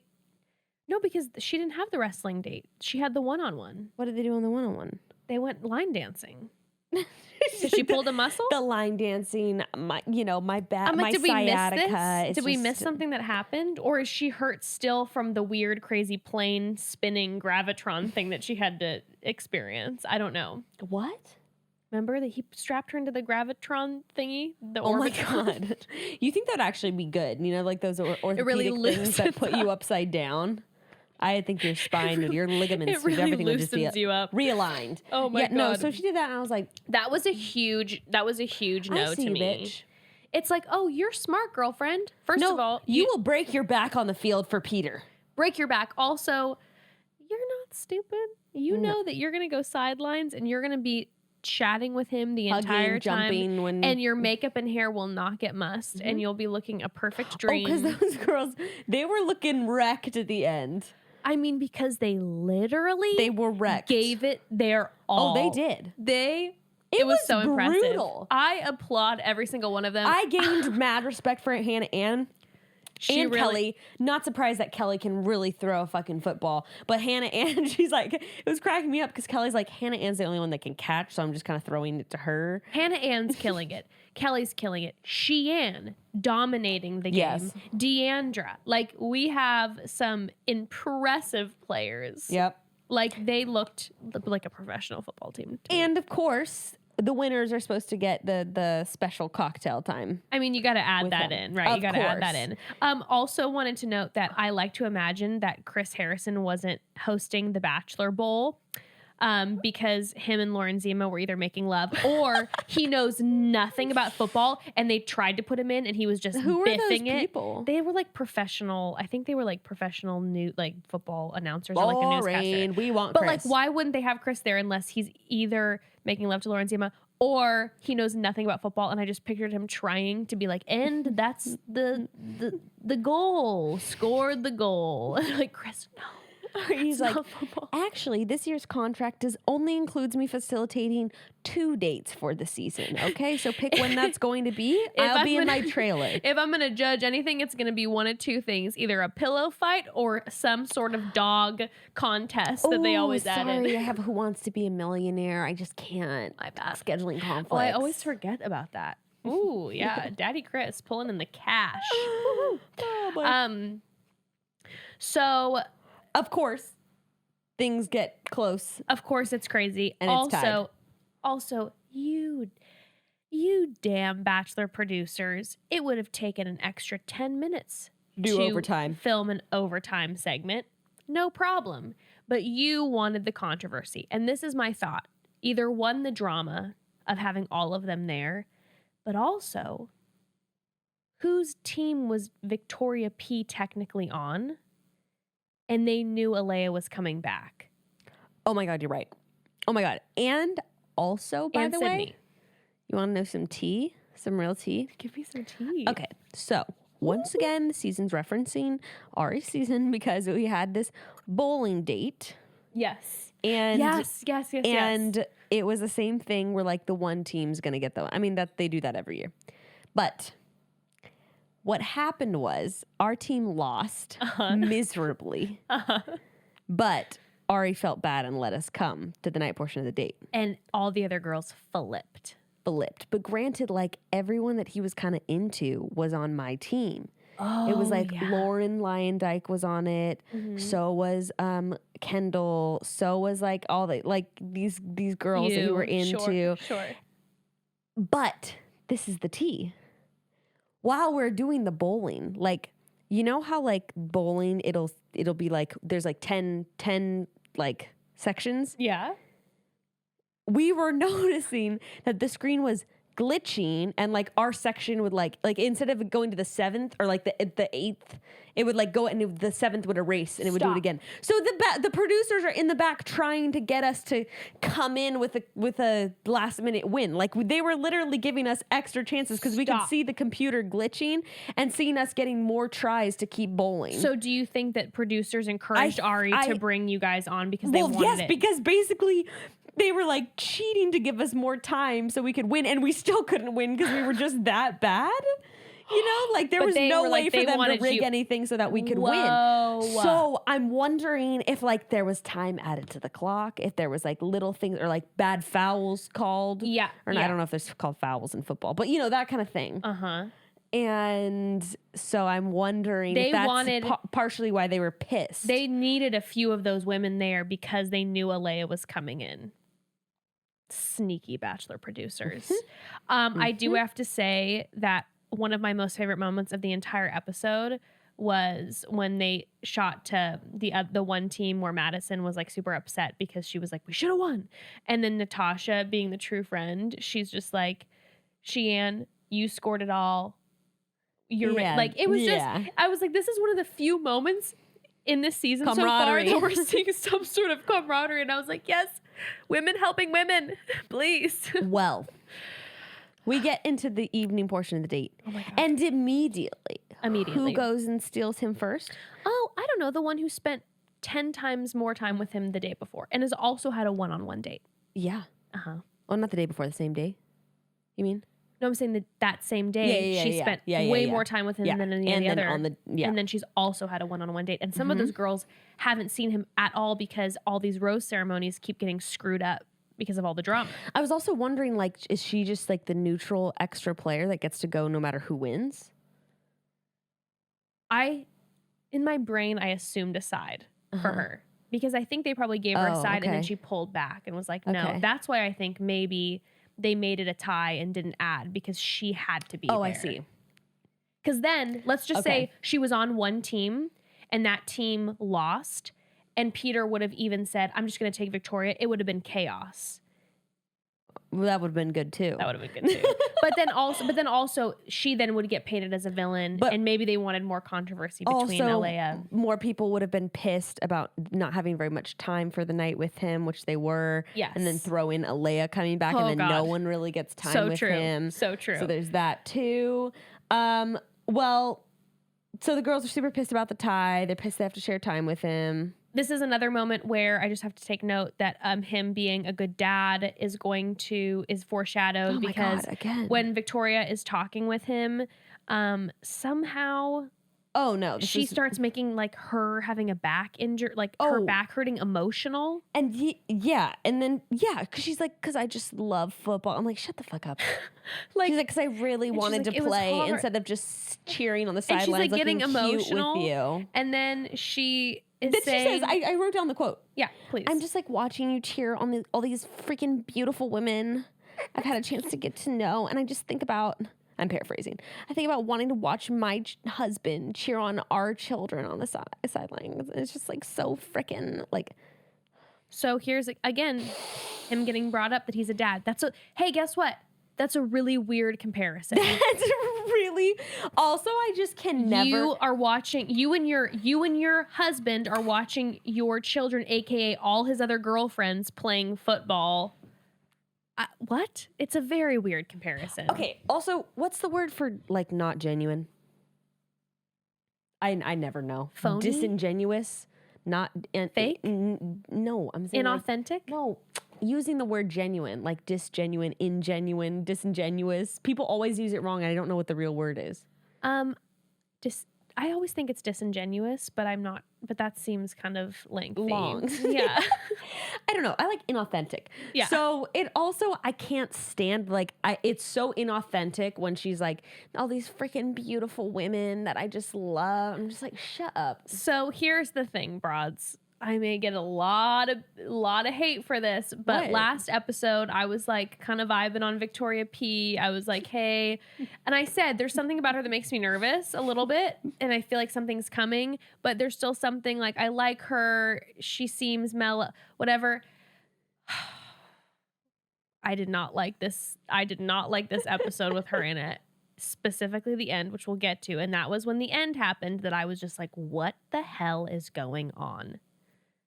What am I watching? All right. So they have a conversation about him being a dad again. Okay, so by the way, Sheann is literally always on the verge of breaking. Because Sheann gets interrupted every single encounter she's ever had with Peter. It's interrupted by whoever is like currently in the middle of the drama every single time. I think it's been 4 or 5 times now. I feel so bad for her. They're breaking her. And she's honestly, I have to say I'm impressed with Sheann. They've been trying to break her. And does she cry every time? Yes. But does she stick it out every time? Yeah. I'd be like, I'm sending myself home. I would send myself home. Bye. Or I'd pull Peter aside and be like, I can't do this anymore. Like she's sticking it out. And she, on these group dates, think about this. She got like top 3 on the airplane date. Yeah. She did the most, she had the most touchdowns on this date. I mean, she's really giving it her all. And she is not getting any airtime, and she's not getting any time with Peter. And it really bums me out. It's fucked up. Sheann, we see you. Okay, well. And then the clacking. Clack, clack, clack, clack. Who's that? Clack, clack. Is that the cocktail clack, waitress? Clack, I need another martini. Clack, clack. Oh my God. Okay, did you find it weird, like, that they were all screaming, like, as she, like, at her, but not at her, like, about her as she walks by? Because she didn't even then, she continues to walk. It felt like it was shot in a way. It felt like they made her do it, like, 3 times and made them keep repeating. They were like, what? And then they're also, like, oh my God! And she never even like stopped and like held like eye contact with them or did like a wave. She just continued. It was a very weird. It was shot and very strangely. And they're screaming at her like, "I can't believe she's back!" And then she's like right there, 15 feet away. There was something just really bizarre. Yeah, it was shot. That. It was shot very strangely. And then she interrupts poor Sheehan. Peter's face again looked floored for the second time this episode. Just shook it. They are going to give this poor man a heart attack. Like, honestly. I also wonder, because they cut it off on last week's episode, you know, when he was saying like something just doesn't feel right. I don't think I did the right thing. Like they didn't really show what was said or like how that feeling was quelled. Like, I wonder how the producers handled that. If they were just like, it's better off, or like, what they're not showing so much. Yeah. Well, there's like, so much going on. But obviously. like, there's so many moments, like the way that his conversation with Victoria P ended in this situation, or later on in the episode, they never showed. There's so much drama, like the Kelsey stuff. There's so much drama that we don't see at all. Yeah. It's crazy. Yeah. And so she comes to, quote, clear her side of the story. Which, I mean, we'll get to it when we get to it, but it was really weird that girls were like giving her shit, being like, "Oh, clear your side of the story. Why didn't you wait till women tell all?" I'm like, because producers let her come back on, and that's what every single one of you bitches would do too, given the opportunity. Hey, here's a crazy idea, and this, I could be wrong, but maybe she actually likes him and wants to come back. One of the girls said that, which I opportunity. think was Savannah, which we're going to talk about Savannah. But I think Savannah in the background was like, because she likes Peter. Savannah was the only one to me in this episode that was like the voice of reason. That was, even though I'm not saying that I'm a fan of Alayah, and I don't think Savannah necessarily is either. I think Savannah was being fucking fair. I think she was just being fair in the situation. Because, by the way, let's remember this: everyone's exhausted and tired. They are literally covered in bruises. They're irritated because it's a double. There's 13 girls on this cocktail date. Yeah, and then they're first of all irritated at Victoria. Yeah. And then an easier target walks in that they already thought was removed, and then she gets all the heat. And I felt like producers kind of made it knowing that Alayah was going to get all the heat. Yeah, because they put them in a very irritated, bruised, vulnerable situation. Of course. And yeah, I just felt like Savannah was just being fair, and we're going to talk more about that because it was just like mob mentality is really what it seems like with this Alayah situation. Because to this day, I have not heard one like legitimate accusation against her of anything she said and done. Well, we'll get to more of that. I think your term, by the way, I just want to take a moment because I think your term mob mentality is the most perfect way to define what's going on. Yes. Because especially in this episode. Yes. Now we can talk about the Victoria F stuff after, but we will. But it's just like these people don't like her. Yeah. And so she is being cast as the villain. She's a scapegoat. Now I know, again, I think we were the only, like one of the only podcasts that supported her side during this whole Sydney situation. Well, then all of you are sheeple and you're just going along with what the producers want you to feel. I'll say the Broad Squad seemed to be in agreement with a lot of what we were saying, but I was saying I did get some DMs from people saying that who listened to like all the different Bachelor podcasts, and I think they said that us and Nick were the only two podcasts that were that were not, I don't want to say Team Alayah, but more like, hey, this was unfair. This was an opinion. We're not anti-Alayah. Let's put it that way. Yeah. And again, guys, we don't love Alayah. We don't even like her. No. She's annoying. I wouldn't want her there either. No. But this is unfair, what's happening. Okay, and then let's get into what she's telling Peter. All right. Because this is where I'm like, things are not adding up. And you know who it's not adding up for? Victoria P. And I am heated. Oh, so heated. So she's like, Alayah's voice is so funny to me, like to watch on the TV screen. She's like, well, what about the Vegas trip that we went on? We went on a 3-day Vegas trip. Okay, maybe we're not like best friends, but we know each other. Yeah. We're sipping champagne at the Aria 2 nights in a row. You know? Remember our late night at Tao? I thought you and I took a couple shots together. I thought we had a moment. I don't just do sake bombs with anyone. I let you borrow my dress. I was really hoping to wear it that night, but you didn't have another one. Okay, it is immediately, so Peter is like, wait, what? Then why the fuck? And that's what I'm saying. I'm like, then why the fuck did Victoria P make it a thing about how they barely even knew each other? Yeah, he immediately asked her about that. Yeah. He was just like, I feel confused because I hear two very different things. So the tea is that Alayah tells him that she has been friends with Victoria since she competed in Miss Louisiana, or Victoria competed as Miss Louisiana. And Peter goes, "Are you though?" Like, Peter's hounding her. He's like, "Are you though? Are you really friends?" He's like, "Because Victoria said that you weren't." And then she says that they planned a Vegas trip together. And this is the tea. There are photos. So there is photo evidence. There are photos of 3 days worth of photos of them or on at the least trip together. 3 full outfit, like nighttime outfit changes worth. And there are not a lot of girls. I mean, there's some, but there's not a ton. Like a handful, like what, 5 or something. Yeah, I didn't count, but there's a group of girls. But obviously, even if let's just say there's 20 girls, if you plan a Vegas trip together and it's a few days worth, even if you're not like best friends and sitting with the person the whole time, you're getting to know that person. You know the person. Which, this is what's confusing. And this is why I think the thing with Victoria P is sus, because I want to make a point here.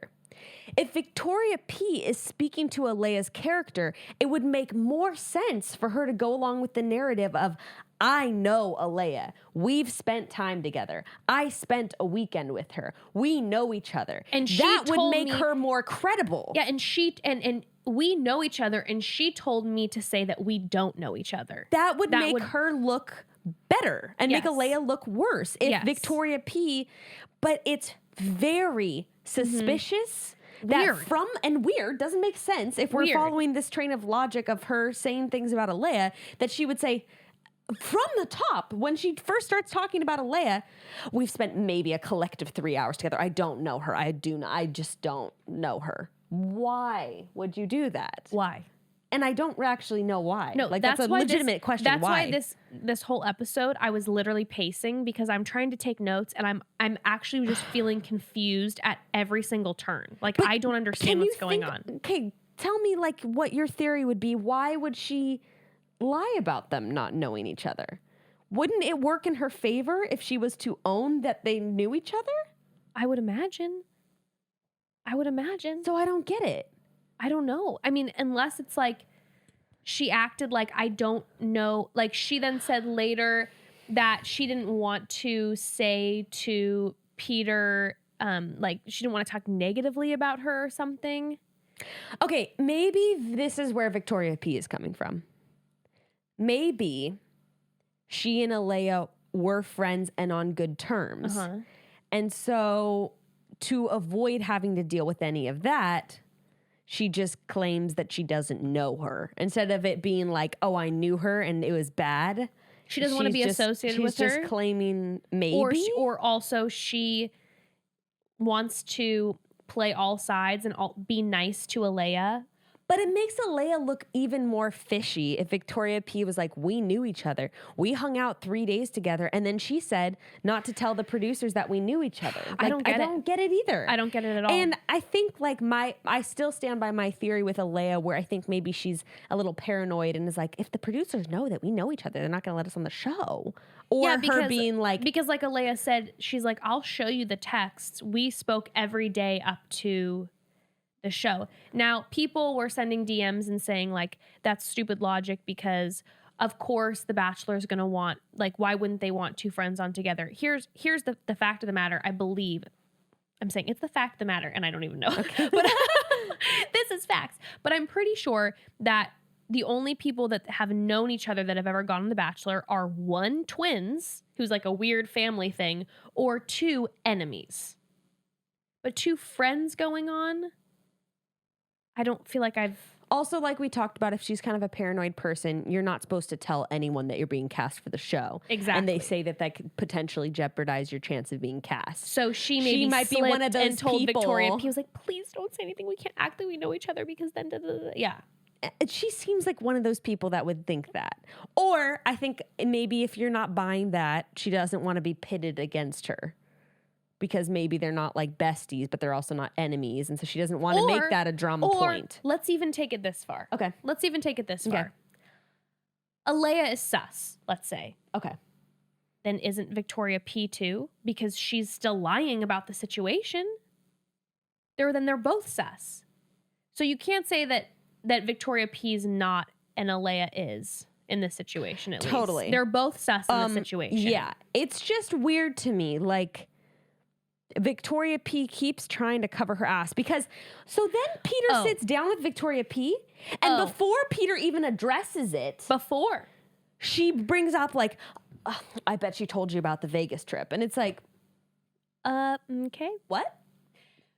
Now, this is the crazy thing, right? So clearly Victoria P has been removed from the group. She doesn't see when Alayah walks in. The producers have already pulled her out and they've already told her because when Peter walks in, she goes, oh yeah, no, I heard what happened. Like, tell me. So she's already grinding. Mm-hmm. What could she have told him? Mm-hmm. What could she have told him? What's weird to me is that she had the balls originally to say to Peter, we only knew each other 3 hours, not bring up the Vegas thing, thinking that like Alayah could have said something that day. Yes. But also like, I can't remember. Did Alayah know that Victoria P said she didn't know her very well? Because what I guess what I'm saying is because Peter told her. Remember, Peter then goes, well, Victoria said that like you guys don't really know each other and da da da. And remember, I think. Wait, no. Now that I'm, because I'm wondering, like, let's say that that Alayah didn't know the week before that Victoria P had said they weren't very close. I'm thinking maybe the reason then Alayah would come back and say that they spent the trip together was to say, like, we were friends and she backstabbed me. Because that's kind of what she said the end of last episode. Because now I feel like I'm blacking out a little bit because I remember her for sure being like, no, Victoria and I are really good friends and I can't believe she'd say that about me. I don't think Peter, like... But did he say only 3 hours? I don't think Peter said any of that. I hope you broads are following this dialogue. Remember at the end of last week's episode, she was kind of like, I can't believe Victoria P would say that about me. We were friends. Yeah.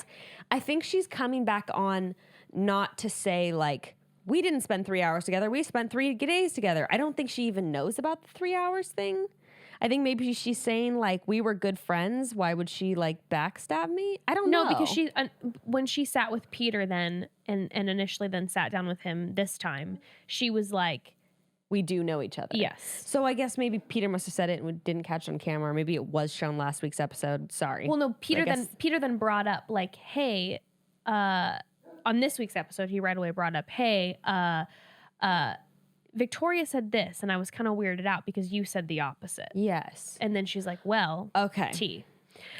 So when Victoria's sitting with Peter... I think Alayah's not a quick thinker, though, is my other thing. Like I said last time, I think like last week's episode, I think she was kind of like confused by what was going on. And I saw memes saying that like it was her racking her brain trying to lie.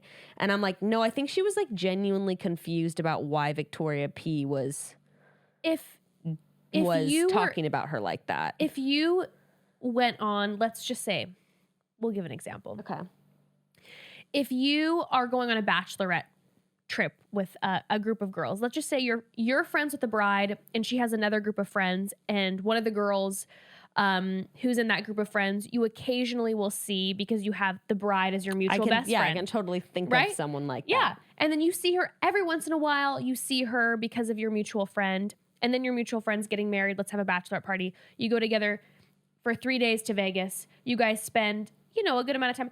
You're not best friends. No, but you drank together. You hung out in the living room together. You had your bonding during, you go to Vegas and you bond. Come on, everybody. You know, girls. And then all of a sudden you're on this show. You've been texting every single day. At least that's what she says. But even if you weren't, let's just say you even weren't, you go on the show, you see each other, and then you hear the person go, oh, I've only spent like 3 hours with them.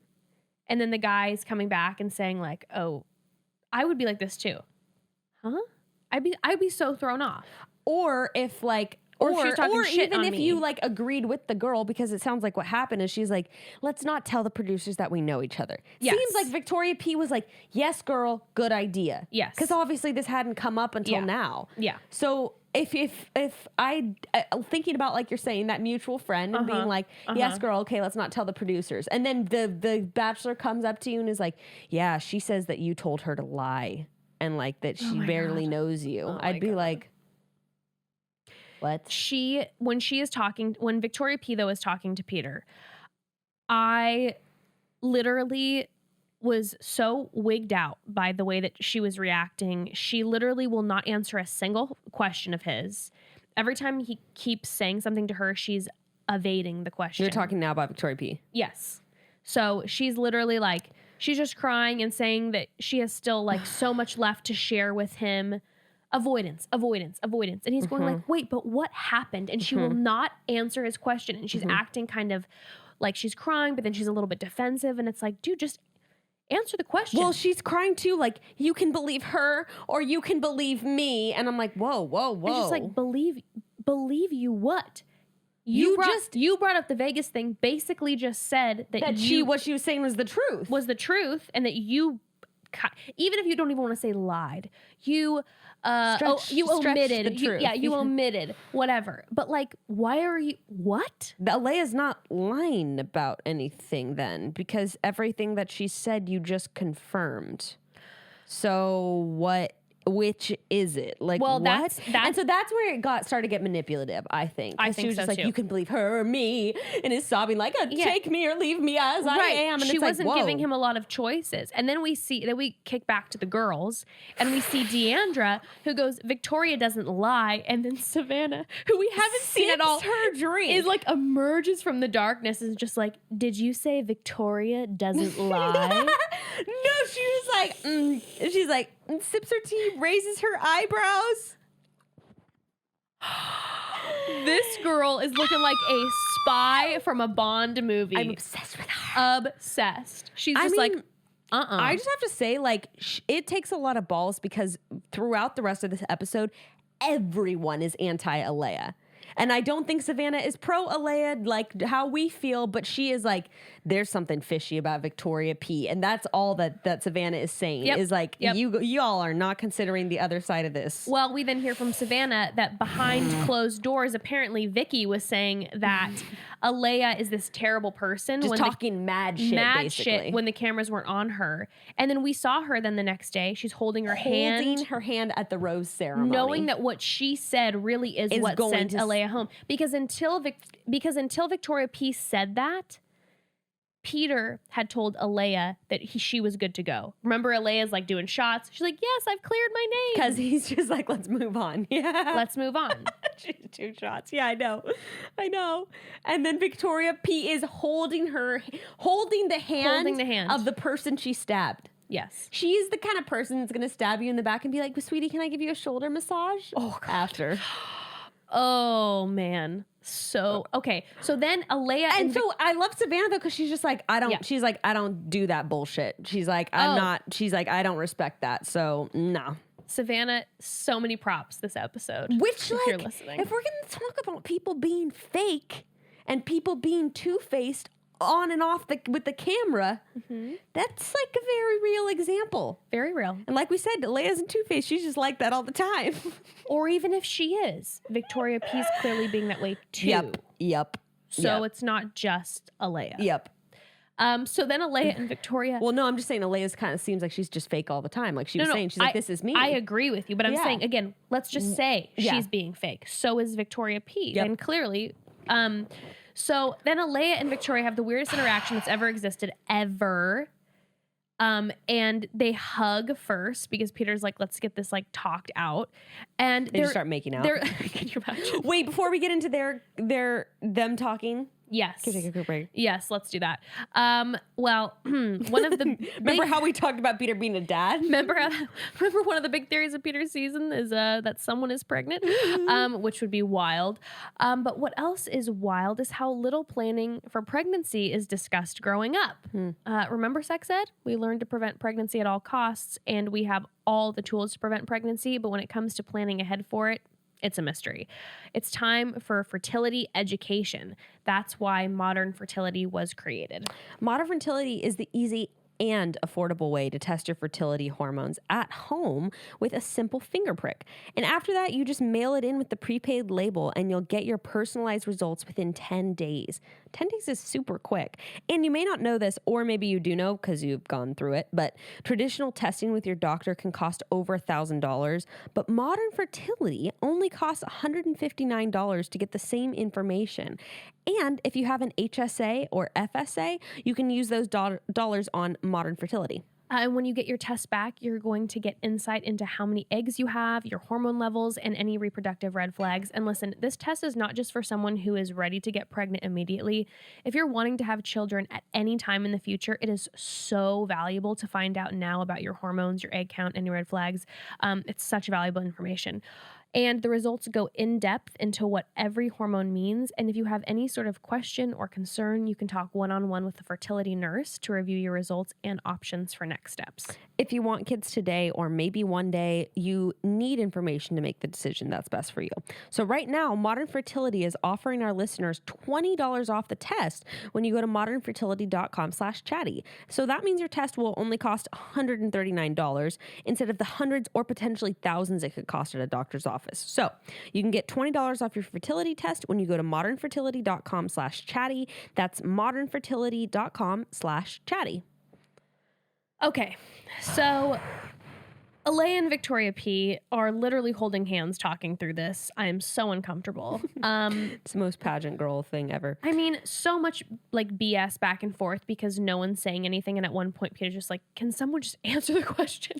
Like, what is going on? Well, what really got me was when Alayah said, like, we have pictures and text. Like, it's obvious to anyone who knows us that we're friends. And that's where I was like, I need to know what reality Steve says about this. Like, what do their friends say? My big thing is what do the girls that were on the Vegas trip say? What do they say? I'm going to stalk them and DM them. I need to know. It was clear to me, like in this exchange, that they aren't best friends, but they the example that we just gave. The example is perfect. It's they're not best friends, but like they're enough for someone. Someone cannot say 3 hours. No. Like, maybe if she's counting up every minute they ever talked and adding it up. Yeah, literally. But, like, the fact that she said they're texting back and forth with each other, like, even that, I don't think I would text, like, my mutual friend's friend. Like, that's even then a little closer. I'm not going to text someone that I don't really know at all, probably. No. I mean... Unless, like, I left my dress with them. And again, unless we have an agreement that we're not going to tell producers that we knew each other, and maybe Victoria now has broken that agreement. I don't think this is. So I'm really confused because again, I don't know why Victoria P would lie about this. I really don't. Seems like it would work in her favor, but like I don't buy that Alayah's lying about this. It doesn't make sense. It doesn't make sense for Alayah to lie about this. I don't think she's lying about it either. And now the audacity. We got to talk. The audacity of Victoria P to wipe Alayah's eye while she's talking. I can't. She's like, yeah, babe, totally. Like, well, even how long when they initially were hugging that Victoria P held on to Alayah was like, hey, if she's not your friend, what's with like the intimate hug? And then if you say that she's not a good person and if you've been talking shit about her behind closed doors, what's going on then? Oh, it was it's an act.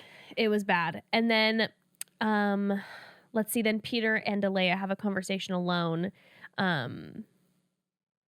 And then Peter's upset at this point because... Well, I just want to say there's a side cut before that where they're like interviewing him and Peter's like, I'm afraid that Victoria isn't like who I think she is. Yes. And I think his instincts are kind of kicking in here. I think so too. I do. He's upset because he says that he never had any reason not to like Alayah personally. And he let all the other women's opinions of her make his decision, and that's why he was upset initially. Yeah, he said it doesn't sit well that I sent you home on others' opinions. And that's the thing. And I mean, I think that's the fact of the matter, is that that's just the truth. Yeah. The girls don't like her. They have an issue with her. They think she's fake, but she hasn't done anything specifically. And he's upset that he let other people's opinions get in the way. Yeah. He probably, like we've talked about before, is a little like nervous because of the whole Luke situation, Luke situation and Jed situation last year. Like, I have to be, if all the girls don't like her, then they are right. So he's going to be maybe quick to send someone home because he doesn't want to get caught in that situation. But, yeah, he then asks if Alayah will come home. Come home. He asks if she'll come back. And she says that she will, but only if he promises to move past everything. I will say this. I would be so nervous going back. I would be quaking, knowing that I'm about to enter a firing squad. Like, shocked. And then Peter said... she says, too, you have to promise to, like, let this go. Yeah, says let it go. And then he also says that you have to promise that if I invite you back, that you're not going to make me look like a fool. Which I feel like there's very self-aware moments happening. He's like, he's not just being like, all right, come back. He literally had moments when he's talking to Alayah saying, like, are you friends with Victoria P, though? Like, he was questioning her. He didn't just go, okay, sounds good, and, like, welcome her back in. He was thinking through the process. Unfortunately, like, he's just making life harder for himself because the other women will not allow the dust to settle until Alayah is gone. And then he makes the move. He comes back in holding hands with her. And gives her the rose in front of everyone. I was dying. He makes moves, man. It was like how he gave Sydney the rose in front of everyone last week. And now Victoria's then saying, this makes me question everything. I'm like, why? Why? Like, he didn't say that him bringing back Alayah doesn't insinuate that Victoria P was lying, because Victoria P, like we said, owned up to the fact that they had spent time in Vegas and knew each other better than she had originally. But also we never saw like him figure out what actually happened. That's what I'm saying. So like, I don't think it reflects on his feelings or trust for Victoria at all. No, he didn't like say, hey, you gotta go. No. And he didn't even say like, no, he just basically said, like, I'm not going to base my opinions on Alayah off of your opinion, which is probably a healthy move. Healthy. So I don't know why she's saying this makes me question everything. Like, just because she's pissed, she didn't get away with her leaving? Or she's nervous. Well, Alayah's smug face was everything. Everything. Then we see McKenna say that I think Alayah is coming back to do more than fall in love with Peter, because we have the moment where Alayah is out. I know. Alayah's outside and is like, she came back with that reality Steve dirt. Yes, she did. She's like, catch me up. And McKenna says, Kelsey has a date with Peter. And then Alayah, oh, I know everything. I know everything. She said, I know that Victoria F had a date yesterday. Kelsey has a date, and I know that Victoria F was dating Chase Rice, and she smells the rose. They don't know at this point. The girls have not been told that she that Chase Rice and Victoria F were dating. Yeah. And then Alayah makes that comment like, oh, I'll tell you all everything. Like she seems a little like, you know, she's got a tood coming back in, and she's acting like she's going to come in and be the spiller of all the tea. She's got that vibe. So there's weird energy coming back in. Granted though, look. She has a vendetta. Look. But get this too. Again, on Ari's season, Mikkel, her grandpa passed away and she had to go home for a funeral. Yeah. When she came back, it was the same shit. Really? It's the same shit. Yeah, because you come back and you are keeper of the new. It's impossible to go back home and not find out that shit, because guess what? People are texting you. They know you're back in town. Yeah. And also, like, I'm willing to bet 100% that producers reached back out to Alayah to be like, do you want to come back on and like say your piece to Peter? I guarantee Alayah wasn't like, can I please go back on and say my piece? No, I guarantee the producers reached out to her. So before that point, when producers would have reached out to her to come back on, she would have just been home. Yeah. Reading up on the tea, It's this, when Mikkel came back, it was the same thing. She had all the tea. She was like, this is who Reality Steve has bios on, this, and this about this person. I mean, she knew all of it. But guess what? Here's the thing. All the girls can talk shit on Alayah for bringing the tea, but I also 100% guarantee that they were coming to her being like, so what was that thing? Leaning in. What was that thing about Victoria F and Chase? I guarantee all those bitches who are going to then turn around and talk shit on her, 100% were trying to glean whatever gossip she had. Yes, because clearly we have seen time and time again so far in this season that this group of ladies doesn't have each other's back, really. No. There are so much drama. Oh my God. Well, I'm dead that the girls were also pissed that Alayah got the rose, because they're like, we've all put in this blood, sweat, and tears. I'm like, well, what if Victoria P got the rose? It would have been with the her same hurt back. And that's the thing, it would have gotten the same, it would have had the same exact reaction because they were already mad at Victoria P before Alayah showed up. They also were all mad that they had to share the date before everyone was super angry in general. Like, everyone was irritated, everyone was tired. Okay, real quick, Kelsey has the one-on-one date. Oh my God. I don't know how we're going to get through this. Okay. Kelsey's date, which we're kind of going to breeze over because let's be honest. There was... Compared to the rest of everything, there was nothing really going on. I mean, she's the drama-free one. She's the drama-free one now. Peter tells her all about Alayah coming back, which I'm confused why she doesn't know that if Alayah spent the night. No, I think it's because the girls got back real late from the date, as that usually happens. They will get back at 4:00 in the morning. The producers would have been like, Kelsey, go to bed. You got to wake up at 8 in the morning for the date. Okay. Like, I guarantee Kelsey was passed out, and they didn't want to wake her at 4:00 in the morning to tell her. Got it. No. Well, she super handled mellow. it so well. She handled it super well. She was basically like, if I'm the real one, then I'll be the last one standing. Which so like, I think is the right way to handle it. Yes. It's like, come on, like, if he likes you, he likes you. If he doesn't, he doesn't. That's it. Like, why are we? They do some super staged polka dancing, some soapbox. I think it was like a Jed moment. I'm pretty sure Jed and Hannah did that in her season. Maybe it wasn't Jed. I think it was Jed. Let's skip ahead to nothing really happened during the day date, but the night date went really lovely. I know. Peter showed up in his like slam poetry look with his black turtleneck. he's looking adorbs. The boat scene had me convinced I'm moving to Cleveland too. It was beautiful. Cleveland and the PR this episode. I thought, I mean, when she talked about everything that happened with her parents and that she found the note from her dad in 7th grade that he left, and then she didn't see him family. She didn't see him for like 12 years or something. It definitely was one of those moments where the story made sense and aligned with the personality. Yep. You see Kelsey in all other situations, aside from the champagne gate, actually being like most everyone's friend, like we talked about last episode. Sweet. It seems like maybe she had too much to drink during champagne gate. Maybe there was a period going on. Emotions were high. Sleep was low. And she like lost it.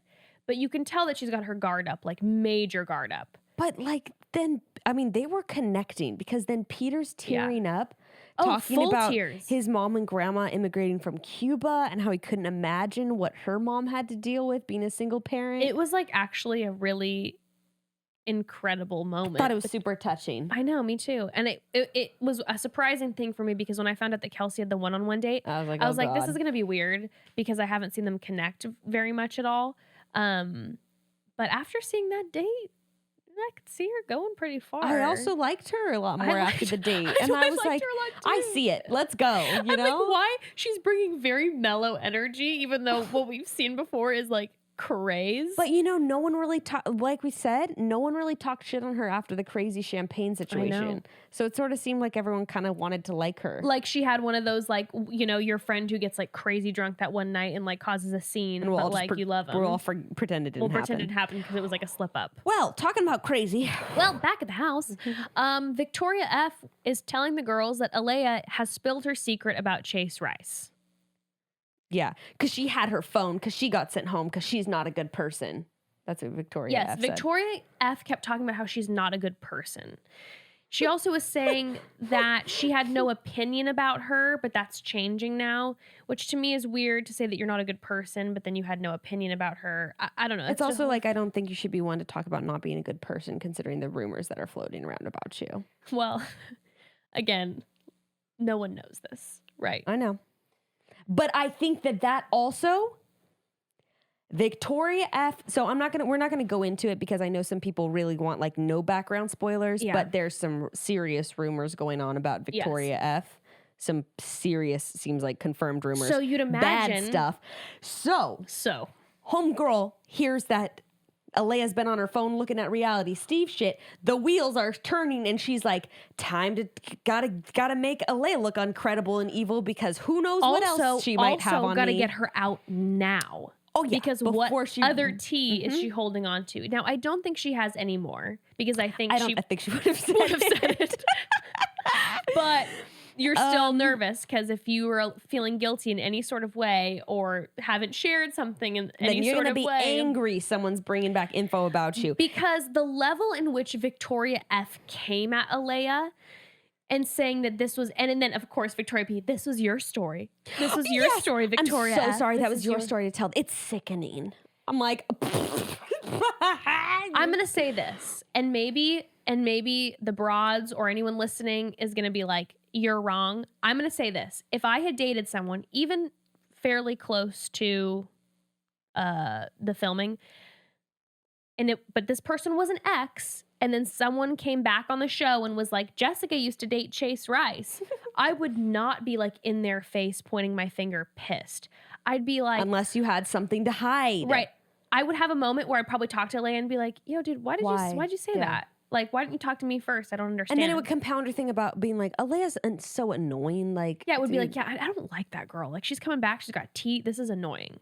Yeah. But the level of, she went from being so low key to being so upset with her is a sus situation. So when she confronts her, which she is very much in her face, and I was like, this does not seem to fit the scenario, like you said. Yeah. And then Alayah also says, well, I didn't go around telling everyone. And as Jess astutely pointed out earlier, they would have probably shown clips of Alayah going around telling people had that be what she was actually doing. Let's be honest. We all know that if Alayah was telling people, they'd have some quick little funny Bachelor montage where Alayah's going, guess what I heard? Guess what I heard? Guess what I heard? Talking to everybody. I think what happened, which is like, so you know how it showed her talking to the first girl? McKenna and Hannah Ann. Hannah Ann, where she goes, oh, and I know about Victoria and Chase Rice, dating Chase Rice. Like, I think she genuinely thought everyone already knew that. But you tell McKenna and Hannah Ann that, tell anyone that, word is going to get around real quick. Get around. Let's be real. Alayah only had to accidentally slip up and tell one person when she first came in, and that's all it's going to take. And again, let's be honest, we can tell that all these girls aren't best friends, and it's very obvious that Victoria F is a front runner. Everyone also knows that Victoria F just had a one-on-one date the night before. So obviously everyone's going to be talking about it. Yes. Or just being like, I mean, it's just big news. Like, oh my God, did you know that Victoria F's ex was playing at the concert?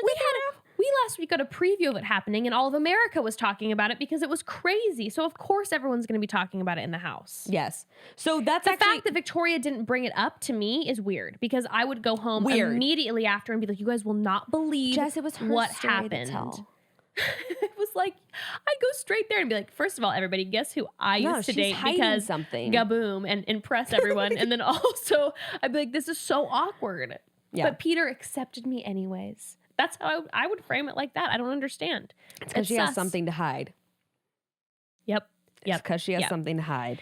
And I'm now, just saying, Alayah Sydney is not the best person, but she is the least of Peter's worries. I swear. I agree. And then we see Sydney, of course, saying like, Alayah is a dark cloud. Like she is back. And I'm like, you are the one who brought up all the shit about her in the first place, you black cloud. You started all of this. Like, I don't understand. Talk about black cloud of negativity. She came swooping in. Alayah wasn't hurting anybody. Alayah was just being annoying. And now suddenly it is Alayah gate. So everyone is angry. So the next Natasha's like, he may not know what he wants. Yeah. And Natasha's always coming for Peter. I love that. She's about always her, like, though. I don't know. And I'm like, girl, you don't even like him. Go home. She's always questioning him. I love Natasha. I love Natasha. Natasha, though, is like, what I like about Natasha is there's no bullshit. Mm-hmm. She goes direct, right? I'm all about the direct.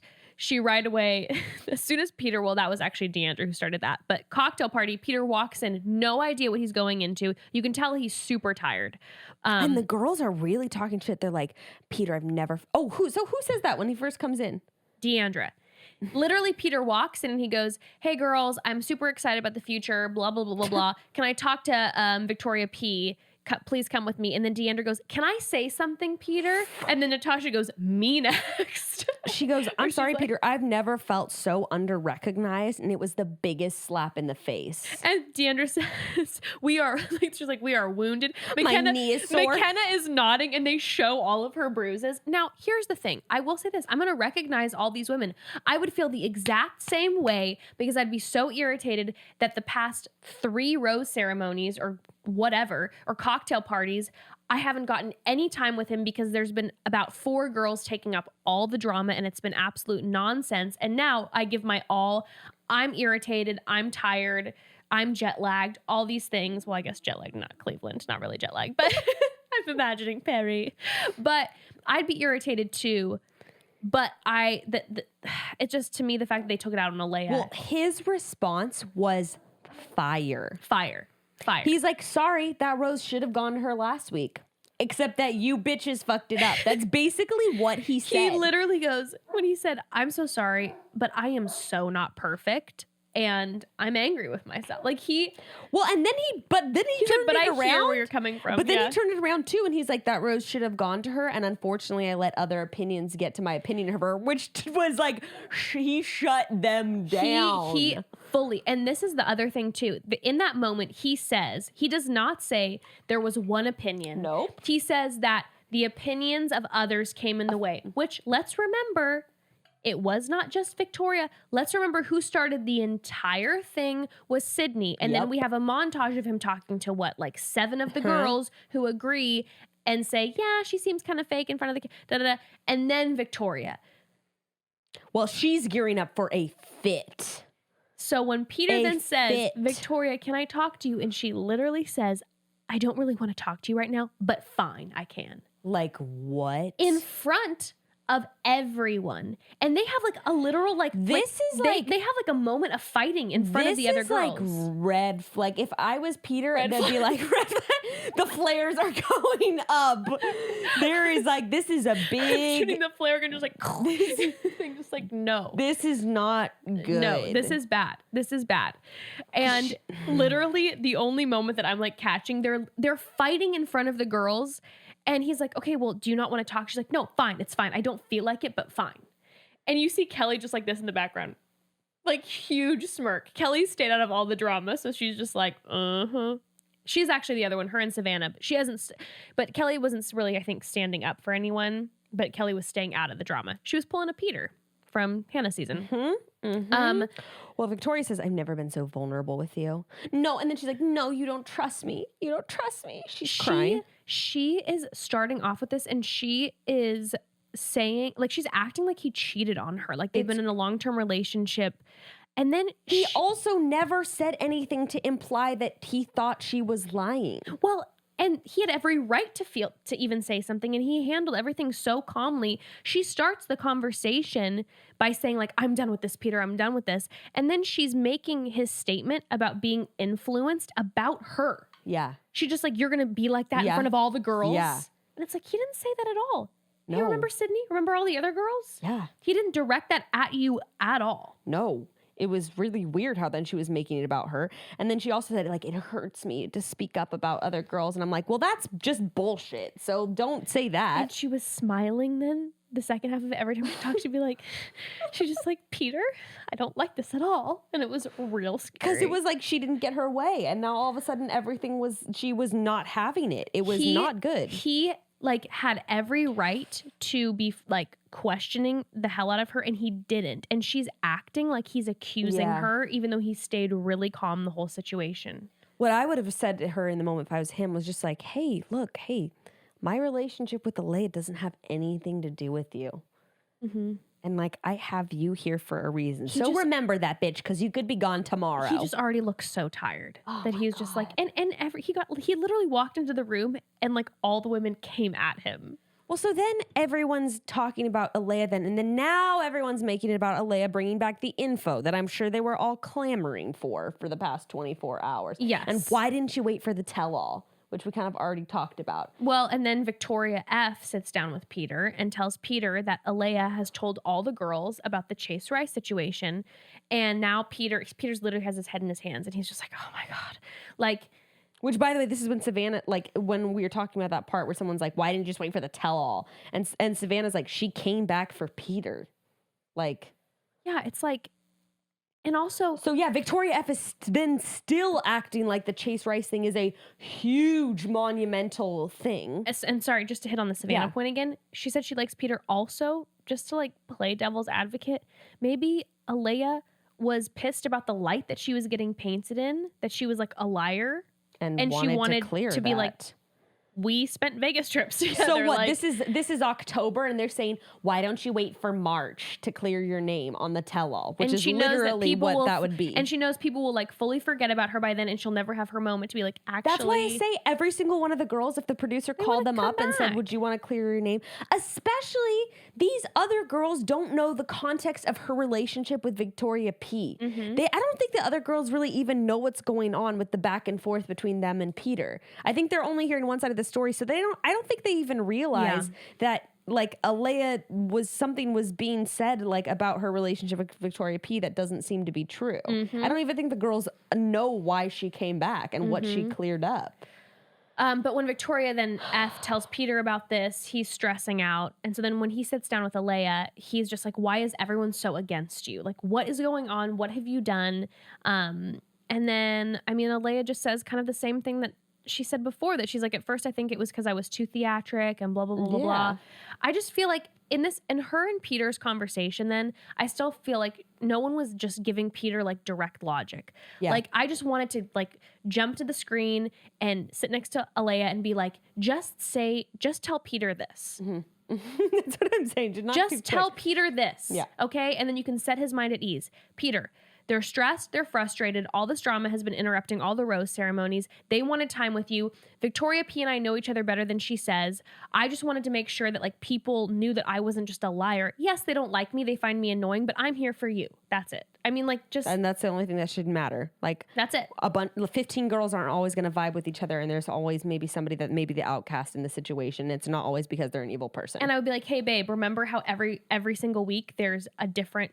two people who are having drama and everything's been kind of cleared up. This is just going to go away. So let's just have you and me and this will go away. This will go away. Well, and then someone was saying like, well, talking about her, then Savannah is like, she got home. Savannah speaks up while all the girls are still going back and forth in the room and says, but she got sent home unfairly. Mm-hmm. And I was like, Savannah, you are... I want to be friends with you because she is the one person in the room that's just being like, guys, you gotta like you take the emotions aside for a minute. Like, let's look at this logically. This is not. Now, I think that people will be upset with us talking about this because I think certain people will be like, she shouldn't have talked about the Chase Rice Victoria F thing. I will say this: if I also agree that she shouldn't have come in. She shouldn't have right away thrown like, oh, I know all this stuff and played that. But again, I'm not in the situation of having gotten removed, getting my name kind of soiled when I'm saying, hey, this isn't true, and feeling frustrated. I probably would have come back with some heaters too, made some mistakes. Also, I stand by my story that I think she didn't know she was dropping info that McKenna and Hannah Ann didn't know. No, I agree too, because she was probably, the producer said, hey, Victoria F. Obviously, the producers told her this. Why couldn't she have read it on Reality Steve? Because it happened like the day before. Oh, but he knows. Oh, he knows all. He does. I mean, my parents would keep up with Reality Steve to find out what city we were in. Oh, really? Yeah, they would like check in every day. So then, yeah, if she saw that, I mean, and maybe producers too. I probably wouldn't say anything, but like, there's also a chance that like, yeah, I would have assumed if I was her, probably the girls would have known because I would have assumed she would have come back to the house and told everyone because it was such a shocking situation. Right. You thought everyone would already know. I would. Yeah. I would have and then I think, I don't know. Or If not, I would have thought maybe Victoria F hasn't told Peter, and I'm going to come back and be like, guess what, Peter? She lied to you, and like dropping that bomb. Also, though, yeah, totally. Good angle. But also, like, that's not a bad thing that she's telling people. And that's the weird thing, is that Victoria F is acting like Alayah dropped dirt on her. All Alayah said was like she used to date Chase Rice, and Chase Rice was the singer at the concert. Or that's not a bad thing. Or it's like, forgive me if this is like a crude example, but it's like if during Colton's season, if Hannah B, for instance, used to, Hannah Brown was in pageant circuits with Kaylin, and Kaylin used to talk about how she was a sexual assault victim. That was her platform for her pageant. So Hannah Brown, 99.9% knew that Kaylin was a victim of sexual assault. Mm-hmm. If Hannah Brown would have mentioned to Colton, or excuse me, not Colton, if Hannah Brown would have mentioned to the girls that Kaylin was a victim of sexual assault, that would have been not her story to tell. Not her story to tell. And that would have been violating and terrible. Yes. Basically what Victoria F was saying was like, that was personal information. That was my story. I don't really see that with it, just like her ex being at the concert. Filmed. They're all going to find out. How is this tea? Peter knows. What does it matter if the girls know or not? What is? That's what I'm saying. What is being revealed about her by just that? It's just a fact. I don't get it. Well, crazy. Next week, we see that Victoria P is still there. So I'm assuming maybe Alayah goes home. I think Alayah does. I think Alayah goes home. Because I didn't see anything in the tease with her in it. I just saw her with her earrings and dress from the night that we just watched. I bet he sends Alayah home. And Victoria P stays. We also see Sydney in the hot springs. So I think the sexy sex scene is coming up like next week, which is crazy. Wow. We see Tammy yelling at Sydney. This is tea. Hey, you want to talk about the whole Sydney Alayah situation? We see Tammy, who, by the way, has stayed out of like all the drama and is friends with everyone. She is our girl. She's yelling at Sydney about her saying someone wasn't there for the right reasons. So Sydney's dropping some more tea to Peter, calling out someone else. Her fucking mouth. So clearly, I think we're going to find out next week that Sydney is maybe, hey, we want to talk about a pot stir. They're calling Alayah a pot stir. I think Sydney's the pot stir. That's what I think. Yeah, and I still think Tammy. And I still think Victoria P is evil. Please give Tammy more screen time, ABC. Well, she's gonna get it. God, thank God. Every time she gives a little commentary, I'm like, give us more, please. Oh my God, I can't wait to see what happens. I'm so excited. So excited. Well, broads, we will chat, recap next week on Thursday. Smash those 5 stars if you disagreed with us. Smash them regardless. We will chat recap next Tuesday. In the meantime, on Thursday, we have a very special guest. Ooh, it's gonna be so fun. She goes by the term sex witch. We got a sex witch on the podcast. Witch, y'all are gonna love it. So tune in. Remember, merch. We will post about that. Oh my God, the merch is so fire. At Tatucci. Love you, Avalon. Mwah. And chat soon, broads. Bye.